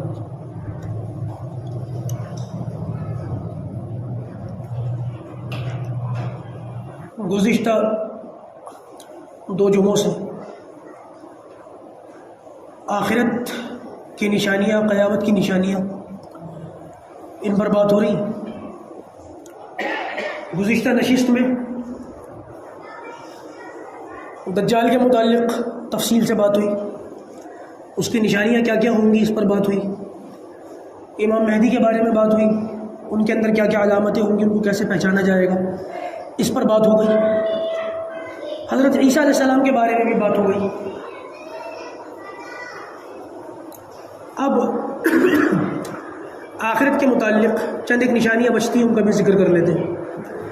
سب سے پہلے دجال کے بارے میں کچھ باتیں یاد رکھیں۔ اس کے بارے میں روایتوں کے اندر یہ بات ملتی ہے کہ دجال اس وقت دنیا کے اندر ظاہر ہوگا جب مسجد کے ممبر پر بیٹھ کر دجال کا ذکر ختم کر دیا جائے گا۔ مسجد میں بیان ہوں گے، تقریریں ہوں گی، لیکن دجال کا ذکر اس میں ختم ہو جائے گا۔ نہ علماء دجال کا ذکر کریں گے اور نہ لوگ علماء سے دجال کے متعلق سوال پوچھیں گے۔ یعنی یوں سمجھ نا دجال کا تذکرہ ختم ہو جائے گا، یا یوں کہہ لیں ایک طریقے سے کہ لوگ دجال کے متعلق بھول جائیں گے کہ دجال بھی کوئی شے ہے۔ دیکھیے یہ اتنا خطرناک فتنہ ہے کہ نبی کریم صلی اللہ علیہ وسلم نے، بلکہ آپ صلی اللہ علیہ وسلم سے پہلے جتنے انبیاء کرام اس دنیا کے اندر گزرے ہیں ان سبھی نے اپنی اپنی امتوں کو اس سے ڈرایا ہے۔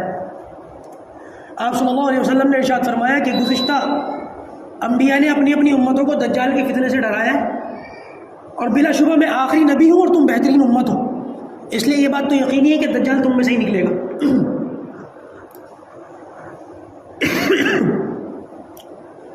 اس کے بعد نبی کریم صلی اللہ علیہ وسلم نے ارشاد فرمایا کہ ایک حدیث میں ہے کہ دجال 40 دن اس زمین پر ٹھہرے گا، اور ان 40 دنوں کے اندر جو سب سے پہلا دن ہے یہ سب سے بھاری ہوگا۔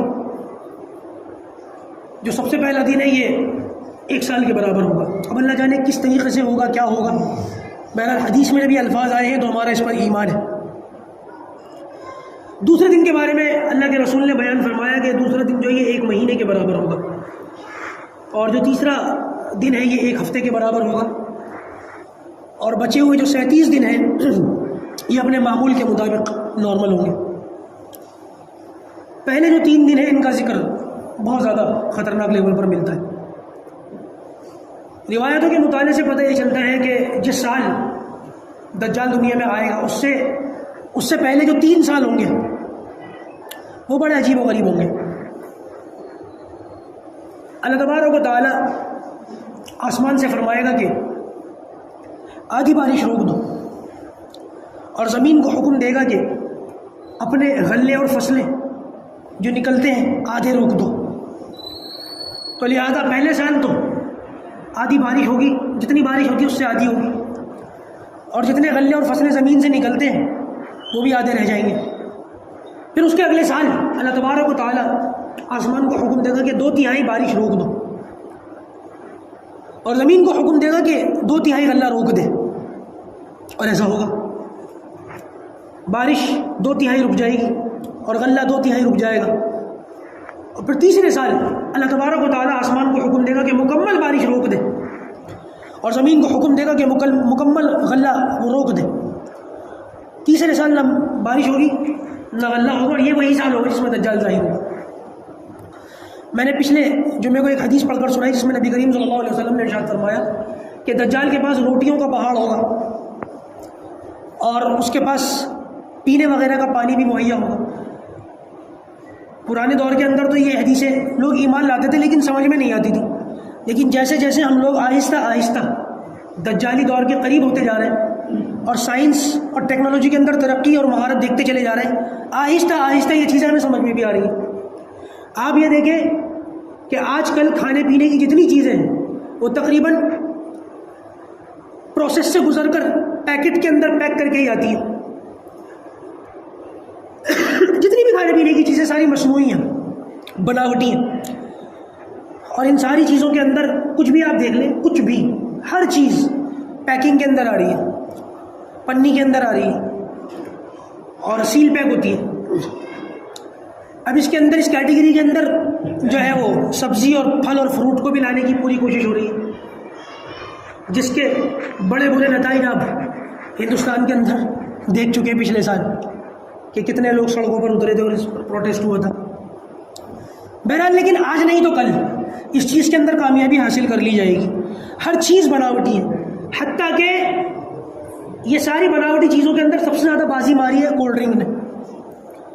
آپ گاؤں دیہاتوں میں چلے جائیں، جو گاؤں دیہات جہاں پر سب سے زیادہ نیچرل لیول کا دودھ پیا جاتا تھا، وہاں پر بھی آپ کو نیچرل دودھ تو ملے گا نہیں، بلکہ بناوٹی قسم کے فلیور والے الگ الگ قسم کے ڈبہ بند اور بوتل بند دودھ مل جائیں گے آپ کو۔ گاؤں دیہاتوں کے اندر بھی نیچرل دودھ کوئی نہیں پیتا آج، وہاں پر بھی کولڈ ڈرنکیں چلتی ہیں۔ آپ اس سے اندازہ لگا لیں کہ بناوٹی چیزیں کتنی زیادہ لوگوں کے اندر جا چکی ہیں، اور آنے والے وقت میں آپ نیٹ کے اوپر سرچ کریں، زیادہ لمبی چوڑی چیزیں نہیں ہیں، یہ جتنی کھانے پینے کی اشیاء پیکیجنگ کے اندر آ رہی ہیں، ان کمپنیز کے نام کیا ہیں اور پیچھے ان کو ہینڈل کون کر رہا ہے، آپ کو ساری بات سمجھ میں آ جائے گی۔ میں اس میں زیادہ وضاحت میں جاؤں گا تو ہمارا جو موضوع ہے وہ بدل جائے گا۔ آپ عقل مند ہیں، اشارہ سمجھتے ہیں۔ دجال کو دیکھیے، دجال کے متعلق 2 باتیں یاد رکھیں۔ سب سے پہلے یہ بندہ، جیسے کہ میں نے بتایا کہ دجال اس کا نام نہیں ہوگا، اور نہ یہ دجال ہونے کا دعویٰ کرے گا، اور یہی سب سے بڑی مصیبت ہے کہ لوگ اس کے جھانسے میں آ جائیں گے۔ یہ خیر خواہی کے کام کرے گا، بھلائی کے کام کرے گا، نیکی کے کام کرے گا، غریبوں کے کام آئے گا، اچھے لوگوں کے کام آئے گا، دنیا کے اندر جو ہے یہ نعرے لگائے گا غریبی ہٹاؤ اور اس طریقے کی باتیں۔ اور اس کی ان باتوں کے چکر میں جتنے غیر ایمان والے ہیں اکثر وہ اس کے اوپر جان دینے تک پر پیچھے نہیں ہٹیں گے، اس کے لیے جان دینے کو بھی تیار ہو جائیں گے۔ جس کی وجہ سے بہت سارے ایمان والے پریشان ہو جائیں گے کہ ہم اس کو پہچانیں. یعنی کہ جیسے کہ میں نے بتایا اس کے گھنگرالے بال ہوں گے, چھوٹا قد ہوگا, لنگڑا کے چلے گا, ایک آنکھ اس کی دائیں والی جو آنکھ ہوگی انگور کی طرح باہر لٹک رہی ہوگی, بائیں آنکھ بھی بہنگی ہوگی. اور یہ نشانیاں جو میں نے بتائی نا, ان نشانیوں کی, اور یہ بیچ میں اس کے کافر لکھا ہوا ہوگا. اللہ کے رسول صلی اللہ علیہ وسلم نے فرمایا کہ مسلمان اس کے ماتھے پر کافر لکھا ہوا پڑھ لے گا, ان پڑھ مسلمان بھی ہوگا تو بھی پڑھ لے گا, یہ ایک بہت بڑی علامت ہوگی. لیکن اس کے باوجود جس قسم کے یہ کام کرے گا, بہت سارے لوگ اس کو پہچاننے کے باوجود اس کو دجال ماننے سے انکار کر دیں گے, اور اس کو لوگوں کا مسیحا اور نجات دہندہ اور انسانیت کے لیے بہت بہترین اس کی دلیلیں دینی شروع کر دیں گے, کیونکہ ان کے کام بن رہے ہوں گے. میں اس کی وضاحت پچھلے جمعے بہت اچھے سے کر چکا ہوں. اور یہ پہلے تو خیر خواہی کے کام کرنے کے بعد سب سے پہلے تو یہ نبوت کا دعویٰ کرے, اور جب اس کی جھانسے میں لوگ آ جائیں گے تو کچھ ٹائم کے بعد پھر یہ خدائی کا دعویٰ کرے گا. اور اللہ حفاظت فرمائے, روایتوں کے مطالعے سے پتہ یہ چلتا ہے کہ وقتی طور پر خدائی اختیارات بھی اس کو مل جائیں گے, مردوں کو زندہ کر سکے گا. چلتے ہوئے سورج سے کہے گا کہ رک جا تو سورج رک جائے گا. اب اللہ جانے کتنا خطرناک یہ فتنہ, اس سے آپ اندازہ لگا لیں کتنا خطرناک یہ فتنہ ہے کہ سورج سے کہے گا رک جا تو رک جائے گا, بارشوں سے کہے گا برس جا تو برس جائے گی, جن جانوروں سے کہے گا دودھ دیں گے تو وہ دودھ دیں گے, جن جانوروں سے کہے گا ان کے تھن خشک ہو جائے تو وہ جانور دودھ نہیں دے سکیں گے. وقتی طور پر اللہ تبارک و تعالیٰ کی طرف سے ایک بہت بڑی آزمائش ہوگی, بہت بڑا فتنہ ہوگا. اللہ کے رسول صلی اللہ علیہ وسلم نے فرمایا کہ یہ شخص دنیا کے ہر شہر میں داخل ہوگا سوائے مکہ اور مدینہ کے. مکہ اور مدینہ کے دروازوں پر فرشتے تلوار سونپ کر کھڑے ہوئے ہوں گے, یہ اندر جانے کی کوشش کرے گا تو وہ اس کو بھگا دیں گے واپس. البتہ مدینہ کے باہر ایک جبل ہے, پہاڑ ہے, اس پہاڑ کے اوپر اس کا محل ہوگا, اور وہاں بیٹھ کر یہ مدینہ کو بڑی حسرت کی نگاہوں سے دیکھے گا. اس پہاڑ سے مدینہ نظر آتا ہے. رات کو میں یوٹیوب کے اوپر سرچ کر رہا تھا, کیونکہ ہمارے پاس سرچ کرنے کے لیے یہی چیزیں ہیں, کتابوں کے اندر یہ چیزیں یہ وضاحت کے ساتھ یہ چیزیں ملتی نہیں ہیں. تو آخر میں ہمارے پاس مجبوری کے طور پر علامہ گوگل اور کروم رہ جاتے ہیں اور یوٹیوب رہ جاتے ہیں. تو ان پہ میں سرچ کر رہا تھا تو پتہ یہ چلا کہ عرب گورنمنٹ نے اس پہاڑ کا نام بھول گیا, جبل کر کے کچھ تھا, اس پہاڑ کے اوپر باقاعدہ ایک محل بنایا, اور بہت وی آئی پی کیٹیگری کا, یعنی کہ عرب کے لوگوں کو اگر وہاں جانا ہے تو ویزا لینا پڑے گا. مدینے کے باہر مدینے کے لوگوں کو, عرب کے لوگوں کو اگر اس ایریا کے اندر وزٹ کرنا ہے تو وہاں وزٹ کرنے کے لیے ویزا لینا پڑے گا. اب آپ اندازہ لگا لیں کہ کتنی خطرناک جگہ ہے. اس کی کچھ امیجز سیٹلائٹ سے نظر آتی ہیں, رات کو میں دیکھ رہا تھا, آپ لوگ بھی سرچ کر لینا, مل جائے گا آپ کو, زیادہ وضاحت میں نہیں کر سکتا. بہت سارے علماء کا اور بہت سارے لوگوں کا یہ خیال ہے کہ وہی محل ہے جہاں پر بیٹھ کر کے دجال آئے گا, کیونکہ پورے مدینے کا یہاں پر جغرافیائی اعتبار سے ایک نظر دیکھا جا سکتا ہے یہاں بیٹھ کر کے, کیونکہ وہ پہاڑ بھی ہے, اونچا بھی ہے, اور مدینے سے تھوڑا باہر بھی ہے, اور وہیں پر محل بھی بنا ہوا ہے, دوسرے کوئی آثار ملتے نہیں, تو لہٰذا یہ چیزیں سمجھ میں آتی ہیں. یہاں بیٹھ کر ایک شخص اس کے پاس آئے گا اور اس سے کہے گا دجال سے کہ میں گواہی دیتا ہوں خدا کی قسم تو وہی دجال ہے جس کے بارے میں نبی کریم صلی اللہ علیہ وسلم نے فرمایا تھا, اور میں جانتا ہوں کہ تو آ گیا, تو ہی ہے وہ دجال. تو اپنے چیلے چپاٹوں سے دجال کہے گا کہ بتاؤ میں اس کو جان سے مار دوں اور پھر زندہ کر دوں تو تم مجھ پر ایمان لے آؤ گے؟ تو وہ لوگ کہیں گے بالکل, ہم تو ویسے بھی آپ کے مداح ہیں, آپ کی تعریف کرتے ہیں, آپ کے پیچھے چلتے ہیں, آپ کے فالوورز ہیں, تو لہٰذا آپ یہ کام اور کر دیں, آپ کا معجزہ ہم دیکھ لیں گے آنکھوں سے. تو روایت کے اندر آتا ہے کہ دجال اس شخص کو جان سے مار دے گا, اور جان سے مارنے کے بعد دوبارہ اس کو زندہ کر دے گا, اور یہ شخص مرنے کے بعد دوبارہ زندہ ہو کر کھڑے ہو کر کے کہے گا خدا کی قسم اب تو مجھے اور زیادہ یقین ہو گیا تو وہی دجال ہے, اور اب تو مجھ پر قابو نہیں پا سکے گا. اللہ کے رسول نے فرمایا ایک بار مار کر زندہ کرنے کے بعد دوبارہ دجال اس پر قابو نہیں پا سکے گا. دجال کہے گا میں دوبارہ اس پر ہاتھ ڈالنا چاہتا ہوں لیکن میرے اندر طاقت نہیں ہے, حالانکہ میں آپ کو بتا چکا ہوں کتنا طاقتور ہے, لیکن یہ اللہ تبارک و تعالیٰ اس کو ایک طریقے سے رسوا اور ذلیل کریں گے کہ وقتی طور پر تھوڑی دیر پہلے جس کو تو نے جان سے مار دیا اور سورج اور بارشیں اور دنیا بھر کے نظام تیرے کنٹرول میں ہے, اب اس شخص کو تو دوبارہ مار نہیں پا رہا, اور اس کی بہت تگڑی والی بے عزتی ہو جائے گی اپنے فالوورز کے سامنے. ایک بہت سخت آزمائش کے طور پر جو حدیث کے اندر ملتا ہے وہ یہ ملتا ہے کہ دجال کے دائیں اور بائیں دو فرشتے ہوں گے, اور یہ دو فرشتے لوگوں کی بڑی سخت آزمائش ہوں گی. دجال کہے گا کہ میں خدا ہوں, اور دجال کے دائیں طرف جو فرشتہ ہوگا وہ کہے گا کذبتا, تو جھوٹا ہے. اور اس دائیں فرشتے کی بات سن کر بائیں فرشتہ کہے گا صدقتا, تو نے سچ کہا. یعنی کہ یہ بائیں فرشتہ دائیں فرشتے کو کہے گا کہ تو نے سچ کہا کہ یہ جھوٹا ہے. علماء نے فرمایا کہ اس دائیں فرشتے کی بات لوگوں کو سنائی نہیں دے گی, کہ وہ دجال کو کہے گا کذبتا, یہ سنائی نہیں دے گا لوگوں کو, لیکن بائیں فرشتے کی بات لوگوں کو سنائی دے گی کہ وہ کہے گا صدقتا، تو لوگ سمجھیں گے کہ یہ دجال کو کہہ رہا ہے صدقتا کہ تو نے سچ کہا. لوگوں کو یہ سنائی دے گا کہ دجال کہہ رہا ہے کہ میں خدا ہوں، اور اس فرشتے کی بات سنائی نہیں دے گی، اس کی سنائی دے گی کہ فوراً آواز آئے گی صدقتا، تو نے سچ کہا. تو لوگوں کو لگے گا یہ دجال کو کہہ رہا ہے کہ تو نے سچ کہا، یہ خدا ہے. یہ بہت تگڑی آزمائش ہوگی. بس اللہ ہماری حفاظت فرمائے، ہماری نسلوں کی حفاظت فرمائے. پتہ نہیں کون لوگ ہوں گے جو دجال کا سامنا کریں گے. ان ساری باتوں کے ضمن میں یہ بات آتی ہے کہ نبی کریم صلی اللہ علیہ وسلم نے ارشاد فرمایا کہ جب مسلمان اور دجال آمنے سامنے ہوں گے، اور مسلمانوں کے لشکر میں امام مہدی ہوں گے اور عیسیٰ علیہ السلام ہوں گے، اور جیسے ہی جنگ کے لیے دروازہ کھلے گا تو دجال سب سے آگے ہوگا، اور ادھر حضرت عیسیٰ علیہ السلام سب سے آگے ہوں گے. اور جیسے ہی عیسیٰ علیہ السلام پر دجال کی نظر پڑے گی، یہ نمک کی طرح پگھلنا شروع ہو جائے گا، جیسے نمک پانی کے اندر پگھلتا ہے، اور یہ آگے آگے بھاگے گا اپنے لشکروں کو چھوڑ کر. عیسیٰ علیہ السلام اس کے پیچھے پیچھے اس کا تعاقب کریں گے، حتیٰ کہ فلسطین کے اندر اب تو اسرائیل بن گیا، وہ اسرائیل کے اندر ایک فوجی چھاونی ہے یہودیوں کی، جہاں پر دنیا بھر کے لڑائی کے ہتھیار وغیرہ موجود ہیں، لد کے نام سے. نبی کریم صلی اللہ علیہ وسلم نے فرمایا یہاں پہنچ کر عیسیٰ علیہ السلام دجال کو پالیں گے اور قتل کر کے اس کی لاش کو باب لد کے اندر پھینک دیں گے، اور وہاں پر مسجد بھی ہے.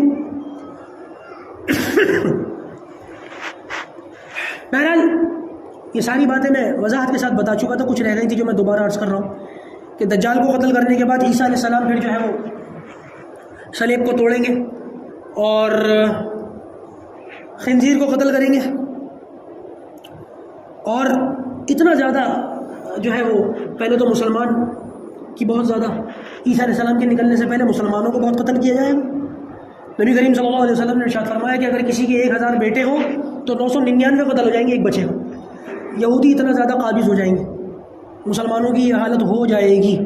اور پھر جب عیسیٰ علیہ السلام ظاہر ہوں گے تو ایک دم بازی پلٹ جائے گی، اور دجال کے قتل ہونے کے بعد مسلمان پھر جو ہے وہ قتل کریں گے یہودیوں. اور روایت کے اندر آتا ہے نبی کریم صلی اللہ علیہ وسلم نے ارشاد فرمایا کہ یہ دور ہوگا، یہ حال ہوگا کہ اگر کوئی یہودی کسی پیڑ کے پیچھے کھڑا ہوا ہوگا تو وہ پیڑ بھی، وہ درخت بھی مسلمان سے کہے گا یہ اللہ کے بندے، یہ اللہ کا دشمن میرے پیچھے چھپا ہوا ہے، اس کو قتل کر دو. نبی کریم صلی اللہ علیہ وسلم نے ارشاد فرمایا سوائے غرقت کے درخت کے یہ نہیں بتائے گا کہ یہودی میرے پیچھے ہے، کیونکہ یہ یہودیوں کا درخت ہے. آج گلوبل وارمنگ کے نام پر یہودیوں نے اس درخت کو بہت زیادہ لگانا شروع کر دیا. آپ سرچ کریں نیٹ کے اوپر، نیشنل ٹری آف اسرائیل، یہ غرقت کا درخت ہے. یہودی اللہ کے رسول صلی اللہ علیہ وسلم کی حدیث کو شرمساری کی باتیں ہم سے زیادہ پڑھتے ہیں، اور یہ اس حدیث کا، اس درخت کا ذکر حدیث کے اندر ملتا ہے تو باقاعدہ یہودیوں نے اس درخت کو اپنا نیشنل ٹری بنایا ہے، نیشنل ٹری آف اسرائیل، اسرائیل کا نیشنل درخت، وہاں کا قومی درخت غرقت کا درخت. اس کے بارے میں حدیث میں نبی کریم صلی اللہ علیہ وسلم نے ارشاد فرما دیا تھا، اور آج دنیا کے اندر یہ درخت بہت زیادہ لگائے جا رہے ہیں. کیسا ہوتا ہے دکھنے میں، کس طریقے کا ہوتا ہے، آپ سرچ کر لینا، national tree of Israel search کر لینا، مل جائے گا آپ کو. اچھا جی، ابھی دجال کے قتل سے اور یہودیوں کے صفائے سے مسلمان ابھی فارغ ہوئے ہوں گے کہ فوراً خبر مل جائے گی کہ یاجوج ماجوج نکل گئے. وہ جو دیوار ذوالقرنین نے بنائی تھی وہ ٹوٹ گئی اور یاجوج ماجوج باہر آ گئے، اور یہ تعداد میں اتنے زیادہ ہوں گے کہ ان کا مقابلہ کرنا آسان نہیں ہوگا. ہوں گے یہ بھی انسان، یہ کوئی اور ایلین مخلوق نہیں ہے، یہ جنات نہیں ہے، ہاں انسان ہے. اب اگر یہ انسان ہے تو ان کا مقابلہ کیسے کرنا ناممکن ہوگا. ایسا سمجھ لیں جیسے آپ نے یہ بھی سرچ کرنا پڑے گا آپ کو، آج موبائل لے کر کے بیان سنے میرا ہاتھ میں، نارتھ سینٹینل آئی لینڈ کا نام سنا ہے آپ نے؟ نارتھ سینٹینل آئی لینڈ کہاں پر ہے پتہ ہے؟ بڑا عجیب سا نام ہے، ذہن سے نکل گئی میرے. ہندوستان کے اس میں آئی لینڈ میں آتا ہے، اس طرف نارتھ کی طرف، ساؤتھ کی طرف سوری، اور وہاں پر جو ہے جنگلی لوگ رہتے ہیں آج بھی، یعنی کہ سمجھ لیں ہزاروں سال سے وہ لوگ کوارنٹائن ہوئے ہیں اس آئی لینڈ کے اوپر. بالکل جنگلی لوگ ہیں، بالکل جنگلی تہذیب ہے. آج کا نیا انسان اگر ان سے کمیونیکیٹ کرنے کی یا بات چیت کرنے کی، ملنے کی کوشش بھی کرتا ہے تو وہ لوگ ملنا نہیں چاہتے، تیروں سے اور بھالوں سے جو ہے مار دیتے. کئی لوگ اس چکر میں، اس انسیڈنٹ میں مر بھی چکے ہیں ان سے ملنے کے چکر میں. ان کے لیے ناریل واریل لے کر کے گئے تھے، تحفہ لے کر کے جائیں گے، یہ لوگ خوش ہوں گے. انہوں نے ایسا ویلکم کیا کہ دوبارہ ان کی دوبارہ جانے کی ہمت نہیں ہوئی. اور جی نہیں نام میرے ذہن سے، آپ بنگال کے ادھر ہی ہیں، بنگال کے اس طرف ہی ہے, انڈومان نکوبار, اب یاد آیا مجھے نام ہی ایسا عجیب ہے, انڈومان نکوبار. وہاں پر جو ہے نا وہ ہے نارتھ سینٹینل آئلینڈ, اس آئلینڈ کی بتا رہا ہوں. اب آپ اندازہ لگا لیں کہ یہ لوگ آج بھی اس جدید دنیا کے اندر ایسے لوگ بھی موجود ہیں, تو اسی طریقے سے یاجوج ماجوج ہوں گے. کہاں ہے, کس طریقے سے ہے, کن حالات میں, یہ تو میں نہیں بتا سکتا. حالانکہ ڈرونز کا دور ہے اور سیٹلائٹ کا دور ہے, لیکن آج بھی اللہ تبارک و تعالیٰ کو جب تک منظور ہے اللہ تعالیٰ نے چھپا کر رکھ رکھا, جیسے کہ یہ لوگ چھپے میں بیٹھے ہوئے. تو ان کے بارے میں آئے گا, کیونکہ ابھی تک تو جنگ اور جدال اور قتل و قتال اور یہ سب چل رہا تھا, تو تیاری کا تو موقع تھا نہیں. ابھی جنگ سے فارغ ہوئے تھے کہ پتہ چلا کہ یاجوج ماجوج نکل آئے, لہٰذا ان سے مقابلے کی کوئی صورت تو ہوگی نہیں. کوہ طور جہاں پر موسیٰ علیہ السلام اللہ تبارک و تعالیٰ سے بات چیت کرتے تھے, ہم کلامی کرتے تھے, وہاں پر عیسیٰ علیہ السلام اور امام مہدی مسلمانوں کو لے کر کے اوپر پہاڑ کے اوپر چلے جائیں گے, کیونکہ اتنا زبردست فتنہ ہوگا یاجوج ماجوج کا کہ ان سے مقابلہ کرنا ناممکن ہوگا. ایک ہی شکل ہوگی کہ ان لوگوں سے بچ کر اوپر چلا جائے, اوپر چلا جایا جائے اور ان لوگوں سے بچا جائے, اور یہ لوگ دنیا کے اندر بالکل بھوکے پیاسے, یعنی دنیا کے اندر جتنا پینے کا پانی ہے سارا ختم کر دیں گے. ان سے ان کی تعداد میں بھی زیادہ ہوں گے اور طبیعت کے اعتبار سے بھی جنگلی ہوں گے, آدم خور ہوں گے, تو لہٰذا یہ اوپر ہوں گے پہاڑ کوہ طور پر مسلمان, اور یہ نیچے سارے یاجوج ماجوج ہوں گے. اور روایت کے اندر آتا ہے کہ کھانے اور پینے کا کوئی انتظام نہیں ہوگا کوہ طور کے اوپر, اور وہاں پر عیسیٰ علیہ السلام سے مسلمان کہیں گے کہ ہم یہاں تو آ گئے لیکن نہ پانی ہے نہ کھانا ہے, اب یہاں پر بچے بھی بھوکے عورتیں بھی بھوکے, کوئی انتظام کریں جیسے کہ ہوتا ہے عام طور سے. تو عیسیٰ علیہ السلام اللہ تبارک و تعالیٰ سے دعا کریں گے کہ یا اللہ یہ تیرے بندے ہیں, تیری نبی کی امت ہے, ان کے لیے کوئی انتظام فرما. تو روایت کے اندر آ رہا ہے اللہ تعالیٰ کی طرف سے حکم ہوگا کہ تسبیح پڑھو, سبحان اللہ پڑھو تو تمہاری بھوک مٹ جائے گی, الحمدللہ پڑھو تو تمہاری پیاس مٹ جائے گی. جیسے فرشتے جب ان کو بھوک اور پیاس لگتی ہے تو وہ, جب فرشتوں کو بھوک پیاس نہیں لگتی, میں سمجھانے کے لیے کہہ رہا ہوں, فرشتوں کی غذا ان کی تسبیح ہے. یہی معاملہ مسلمانوں کے لیے اس وقت ہوگا کہ جب اللہ تعالیٰ کا ذکر کریں گے, اللہ تعالیٰ کی تعریف کریں گے, تسبیح پڑھیں گے, تو بھوک اور پیاس ختم ہو جائے گی. یہ عرصہ اسی طریقے سے گزر جائے گا. بالآخر عاجز ہو کر کے عیسیٰ علیہ السلام سے کہیں گے کہ یا رسول اللہ یہ لوگ اتنے زیادہ تعداد کے اندر ہیں, پوری زمین پر ان کا قبضہ ہے, نیچے اترنا ناممکن ہے, اللہ تعالیٰ سے دعا کریں کہ کوئی صورت بنے. روایت کے اندر آتے ہیں کہ اللہ تبارک و تعالیٰ کی طرف سے یاجوج ماجوج کے اوپر پھر عذاب نازل ہوگا, اور وہ عذاب ایسا ہوگا کہ ان کی گردن میں پھوڑا اٹھے گا, اور اس پھوڑے کی وجہ سے ایسی بیماری پھیلے گی کہ سارے کے سارے تڑپ تڑپ کر سڑ گردن وہیں مر جائیں گے. ان کے مرنے کے بعد جب مسلمان کوہ طور سے اور عیسیٰ علیہ السلام نیچے اترنے کی کوشش کریں گے, تو نیچے اترنے کے نتیجے میں سب جگہ ان کی لاشیں اور ان کی باڈی اور ان سے نکلنے والا تعفن اور بدبو, تو روایت کے اندر آتا ہے کہ نیچے اترا نہیں جائے گا. تو پھر دوبارہ دعا کروائی جائے گی, عیسیٰ علیہ السلام دعا کریں گے, اور اس موقع پر اللہ تبارک و تعالیٰ ایک پرندے کو پیدا فرمائے گا جو آج تک پیدا نہیں ہوا. پتہ نہیں کون سا پرندہ ہوگا. وہ پرندہ ان کی لاشوں کو اٹھا کر جہنم سمندر کی طرف پھینکے گا, اور سمندروں کی طرف پھینکنے کے بعد ظاہر سی بات ہے لاشیں تو ان کی پھینک دی جائیں گی, لیکن وہ گندگی اور وہ بدبو اور وہ تعفن ابھی بھی باقی ہوگا. پھر سے عیسیٰ علیہ السلام دعا کریں گے, اور اس دعا کے نتیجے میں بہت تیز موسلا دھار بارش ہوگی, جس کے نتیجے میں ہر چیز دھل کر صاف شفاف پاک ہو جائے گی, اور اب خیر کا دور شروع ہو جائے گا, بھلائی کا دور شروع ہو جائے گا. عیسیٰ علیہ السلام کے بارے میں آتا ہے کہ یہ بھی نکاح کریں گے, اور ان کی بھی اولاد پیدا ہوگی, اور 40 سال تک دنیا کے اندر ان کی حکومت ہوگی. اس کے بعد پھر ان کا انتقال ہوگا, اور نبی کریم صلی اللہ علیہ وسلم کے روضے کے اندر آپ صلی اللہ علیہ وسلم کے برابر میں جگہ باقی ہے, وہ دیوار ٹوٹے گی اور وہاں ان کو دفن کیا جائے گا. اس کے بعد پھر دنیا کے اندر جو ہے وہ خسارہ پھیل جائے گا, فتنہ پھیل جائے گا. اور اب یہ وہ دور ہے بالکل آخری لیول کے اندر دنیا داخل ہوئی, آخری فائنل راؤنڈ کے اندر دنیا داخل ہو چکی ہے, کائنات داخل ہو چکی ہے. اب خانہ کعبہ کو توڑ دیا جائے, یہ بالکل آخری دور چل رہا ہے. خانہ کعبہ کو تہس نہس چورا چورا کر کے توڑ دیا جائے گا, ڈھا دیا جائے گا, ختم کر دیا جائے گا, اور بالکل آخری جو وقت ہے وہ آ جائے گا. اچھا جی, کچھ باتیں باقی ہیں, کچھ لوگ سوال پوچھتے رہتے ہیں. نشانیاں تو اور بھی ہے, میں ذکر کروں گا آج, نہیں تو پھر اگلے جمعے کروں گا انشاءاللہ. بس زیادہ سے زیادہ اگلے جمعے کا آخری بیان ہوگا اس ٹاپک پر. لیکن یہ جو باتیں میں نے بیان کی ہیں, کوئی بتا سکتا ہے کہ یہ باتیں میں نے بیان کیوں کری؟ مزے لینے کے لیے, ٹائم پاس کے لیے, یا نبی کریم صلی اللہ علیہ وسلم سے کسی صحابی نے پوچھا یا رسول اللہ دجال کب آئے گا؟ کیونکہ یہ سوال لوگ بہت زیادہ مزے لینے کے لیے پوچھتے ہیں. علم حاصل کرنا مقصد نہیں ہوتا, مقصد یہ ہوتا ہے آدھا گھنٹہ 1 گھنٹہ ٹائم پاس ہو جائے. بہت سارے لوگوں کا یہی مقصد ہوتا ہے یہ سوال پوچھنے کے لیے. نبی کریم صلی اللہ علیہ وسلم سے صحابی نے پوچھا, حالانکہ اللہ کے رسول یہ ساری باتیں جو میں نے بتائی نا یہ ساری باتیں اللہ کے رسول صلی اللہ علیہ وسلم صحابہ کرام کے سامنے کھول کھول کر کے بیان کر چکے تھے. پھر بھی ایک صحابی نے تنہائی میں پوچھ لیا یا رسول اللہ دجال کب آئے گا؟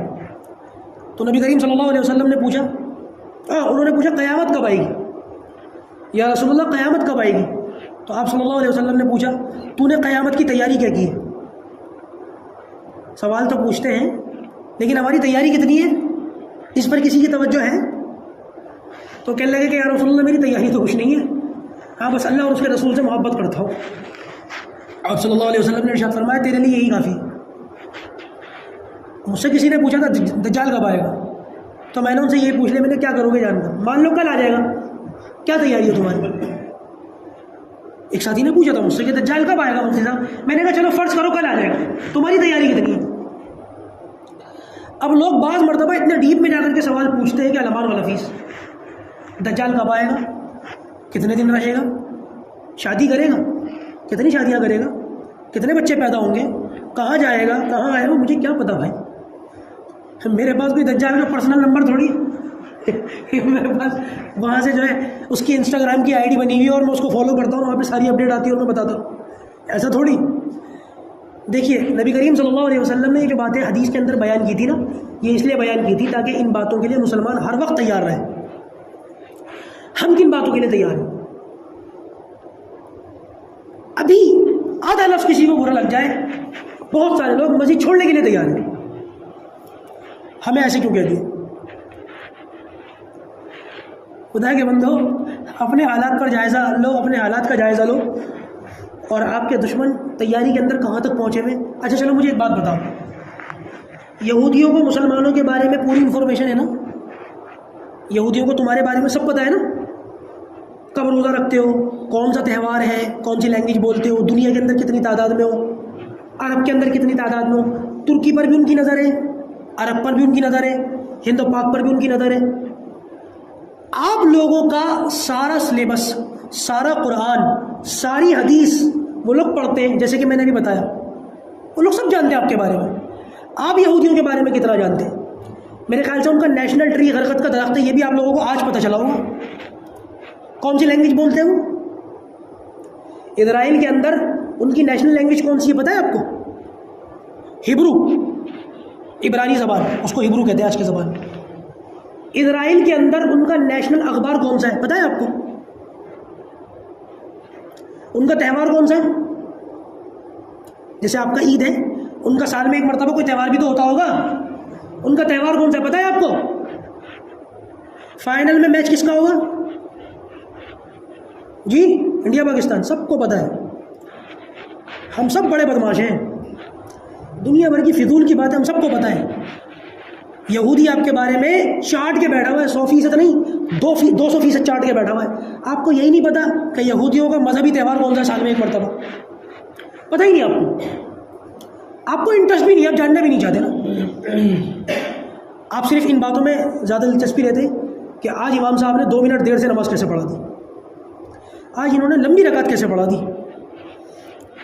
خدا کے بندو ہوش میں آؤ، ان باتوں سے باہر نکلو. کیوں کنویں کے میٹر بنے ہوئے بتاؤ؟ یہ باتیں میں نے مزے لینے کے لیے نہیں بیان کی تھی 2-3 جمعوں سے. اپنے حالات کا جائزہ لو، اپنی فکروں کا جائزہ لو، کہاں اٹکے ہوئے ہو، کیا سوچتے ہو، کیا کرتے ہو، کیوں کرتے ہو، کیوں ایسا لائف سٹائل ہے آپ لوگوں کا. میری سمجھ میں نہیں آتا، کیوں سمجھ میں نہیں آتی آپ کی؟ کیوں جاگنا نہیں چاہتے آپ؟ کیوں بدلنا نہیں چاہتے آپ؟ کیوں اپنے بچوں کو دجال کے بارے میں بتاتے نہیں آپ؟ بتائیں، خود نہیں پتا کیا بتائیں گے؟ مسجد کے اندر آتے ہیں آپ لوگ، مسجد کے کتنے آداب ہیں آنے کے؟ روزانہ آتے ہیں ماشاء اللہ بہت سارے لوگ. مسجد کے اندر آنے کے کتنے آداب ہیں پتہ ہے آپ کو؟ کبھی کسی یہودی کو دیکھا ہے آپ نے؟ ملاقات کی ہے کبھی کسی یہودی سے؟ پتہ ہے یہودی کیسا ہوتا ہے؟ انسان ہوتا ہے ویسے تو.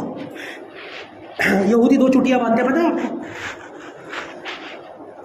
یہودیوں کے اندر 2 فرقے ہیں. ایک یہودیوں کا تو وہ فرقہ ہے جو یہ چاہتا ہے کہ گریٹر اسرائیل بننا چاہیے. ان کا ویژن یہ، ان کا نظریہ یہ ہے کہ گریٹر اسرائیل بنے گا تو ہمارا مسیحا آئے گا، اینٹی کرائسٹ اس کو بولتے ہیں وہ لوگ، اینٹی کرائسٹ. کمال کی بات یہ دنیا داری کی باتیں آپ لوگوں کو مجھے بتانی چاہیے، لیکن افسوس، سخت افسوس کہ یہ باتیں میں آپ کو بتا رہا ہوں. نہ صرف دجال کے بارے میں وہ کتابی باتیں نہیں بتا رہا، 2-3 جمعوں سے آپ لوگ میری باتیں سن کر محسوس کر رہے ہو کہ میں صرف کتابی باتیں نہیں بتا رہا. میں آج کے زمانے سے نبی کریم صلی اللہ علیہ وسلم کی حدیث کو ریلیٹ کر کے آپ لوگوں کو سنا رہا ہوں. یہ کام آپ کو ہمارے ساتھ کرنا چاہیے تھا, افسوس کہ میں یہ کام آپ کے ساتھ کر رہا ہوں. حسرت کی بات. سیٹی تو بچ گئی, 2 منٹ لے لوں آپ کے, کوئی حرج تو نہیں, نہ کبھی ناراض ہو جائیں. بھائی بہت زیادہ نازک جگہ پر بیٹھا ہوں میں, بڑے ڈر کے نماز پڑھاتا ہوں خدا کی قسم. کسی دن نماز کے اندر سجدہ سہو بھی ہو جائے نا تو بڑی فکر ہوتی ہے, پتہ نہیں کون. میں ان کو تو نماز بھی پڑھانی نہیں آتی, جب دیکھو سجدہ سہو ہو جاتا ہے ان سے. ہر ہفتے کا لگا رکھا ہے انہوں نے. مذاق یہ بات ہے یا نہیں, بتاؤ میں جھوٹ بول رہا ہوں غلط بول رہا ہوں؟ تو یہودیوں کے 2 فرقے ہیں. ایک فرقہ تو وہ ہے جو کہتا ہے کہ گریٹر اسرائیل ہونا چاہیے, گریٹر اسرائیل بنے گا تو ہمارا مسیحا آئے گا اور پھر دنیا کے اندر ہمارا جو ہے راج چلے گا. اور یہودیوں کا دوسرا فرقہ وہ ہے جو کہتا ہے کہ گریٹر اسرائیل نہیں ہونا چاہیے. اگر گریٹر اسرائیل بنا اور ہمارا مسیحا آ گیا تو ظاہر سی بات ہے عیسیٰ علیہ السلام بھی پھر آئیں گے, اور عیسیٰ علیہ السلام کے آنے میں پھر یہودیوں کی بربادی.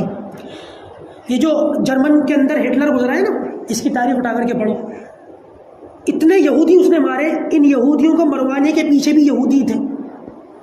ساری مخبرین یہودیوں نے ماری اپنے یہودی بھائیوں کی, کیونکہ جتنے یہودی اس نے مارے وہ سارے کے سارے وہی تھے جو گریٹر اسرائیل کے نہ ہونے کے حق میں تھے. وہ یہ چاہتے تھے. آج بھی اسرائیل کے باہر, اسرائیل کے اندر آپ لوگ دیکھو, امریکہ کے اندر دیکھو, باقاعدہ بڑے بڑے بینر لے کر کے یہودی جو اصل یہودی ہیں, جن کی بلڈ لائن یہودیوں والی ہے, وہ کہتے ہیں کہ گریٹر اسرائیل نہیں ہونا چاہیے. یہ جو اسرائیل انہوں نے بنایا ہے فلسطین کے اوپر قبضہ کر کے, یہ ناجائز بنایا ہے. لیکن زائونسٹ یہودیوں نے ان کو گاجر مولی کی طرح کٹوایا, پھر اپنے یہودیوں کو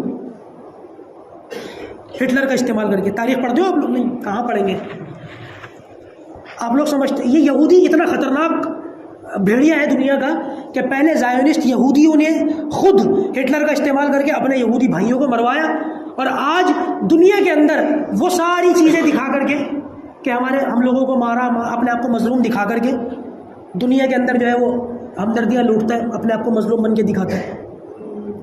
یہی کا یہی معاملہ آج مسلمانوں میں ہو رہا ہے. اللہ حفاظت فرمائے, اللہ حفاظت فرمائے. کسی کی مخبری پڑ جائے تو پتہ چلتا ہے تو پیچھے سے مسلمان ہی تھا. سچی یا جھوٹی مخبری وہ تو اللہ جانے. میں جو کہہ رہا ہوں کچھ سمجھ آیا آپ لوگوں کے؟ ایک بھی آواز نہیں ہے. میں جو کہہ رہا ہوں کچھ پلے پڑا آپ لوگوں کو؟ کیا کرو گے آج کے بعد؟ چلو اگر کچھ سمجھ میں آیا تو آپ کیا کرو گے؟ کچھ لائف سٹائل چینج ہوگا یا گھر جا کے جو ہے وہ کھانا وانا کھا کے اپنا کام پر چلے جاؤ گے؟ روٹین لائف جیسے چل رہی تھی ویسے چلی. مجھے پورا 100% یقین ہے انشاءاللہ جیسے چل رہے تھے ویسے چلیں. یہ وقتی طور پر آپ لوگوں کو دودھ کا ابال آتا ہے پھر واپس. لیکن اللہ کے واسطے کچھ نہ کر سکو تو اتنا کر لو کہ اپنے بچوں کی ضرورتوں سے زیادہ, ان کو مکھن اور پیڑے کھلانے سے زیادہ, اور ان کی شادیوں پر فضول بہانے سے زیادہ ان کی ایجوکیشن پر پیسہ خرچ کرو. سب سے زیادہ ایجوکیشن ہوگی تو انشاءاللہ عز و جل اویئرنیس بھی ہوگی. آہستہ آہستہ ان کے ذہن بھی کھلیں گے, فتنوں کو پہچانیں گے, اور ایجوکیشن دینی اور عصری دونوں ہونی چاہیے. اتنا تو کرو گے نا کم سے کم انشاءاللہ. اللہ پاک ہمیں ان باتوں پر کہنے سننے سے زیادہ عمل کرنے کی توفیق عطا فرمائے. کچھ باتیں رہ گئی انشاءاللہ اگلے جمعہ اس کو ڈسکس کریں گے. اللہ تعالیٰ عمل کی توفیق.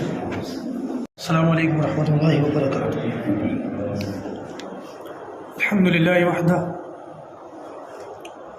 والصلاة والسلام علی من لا نبی بعد. اما بعد اعوذ باللہ من الشیطان الرجیم. بسم اللہ الرحمن الرحیم.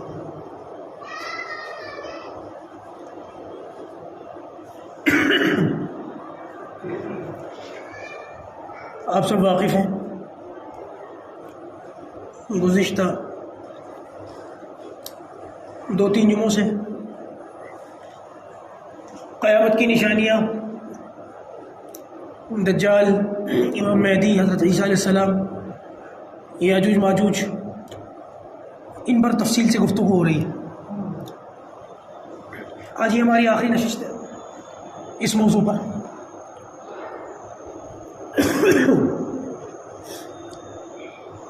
دیکھیے اب تک کی جو گفتگو ہوئی ہے اس سے یہ بات آپ کے سامنے آ گئی اچھی طریقے سے کہ امام مہدی ظاہر ہوں گے, ان کے ہاتھ پر بیعت ہوگی. اس کے بعد پھر دجال ظاہر ہوگا. پہلے وہ نبوت کا دعویٰ کرے گا, پھر خدائی کا دعویٰ کرے گا. وقتی طور پر خدائی اختیارات بھی اس کو مل جائیں گے.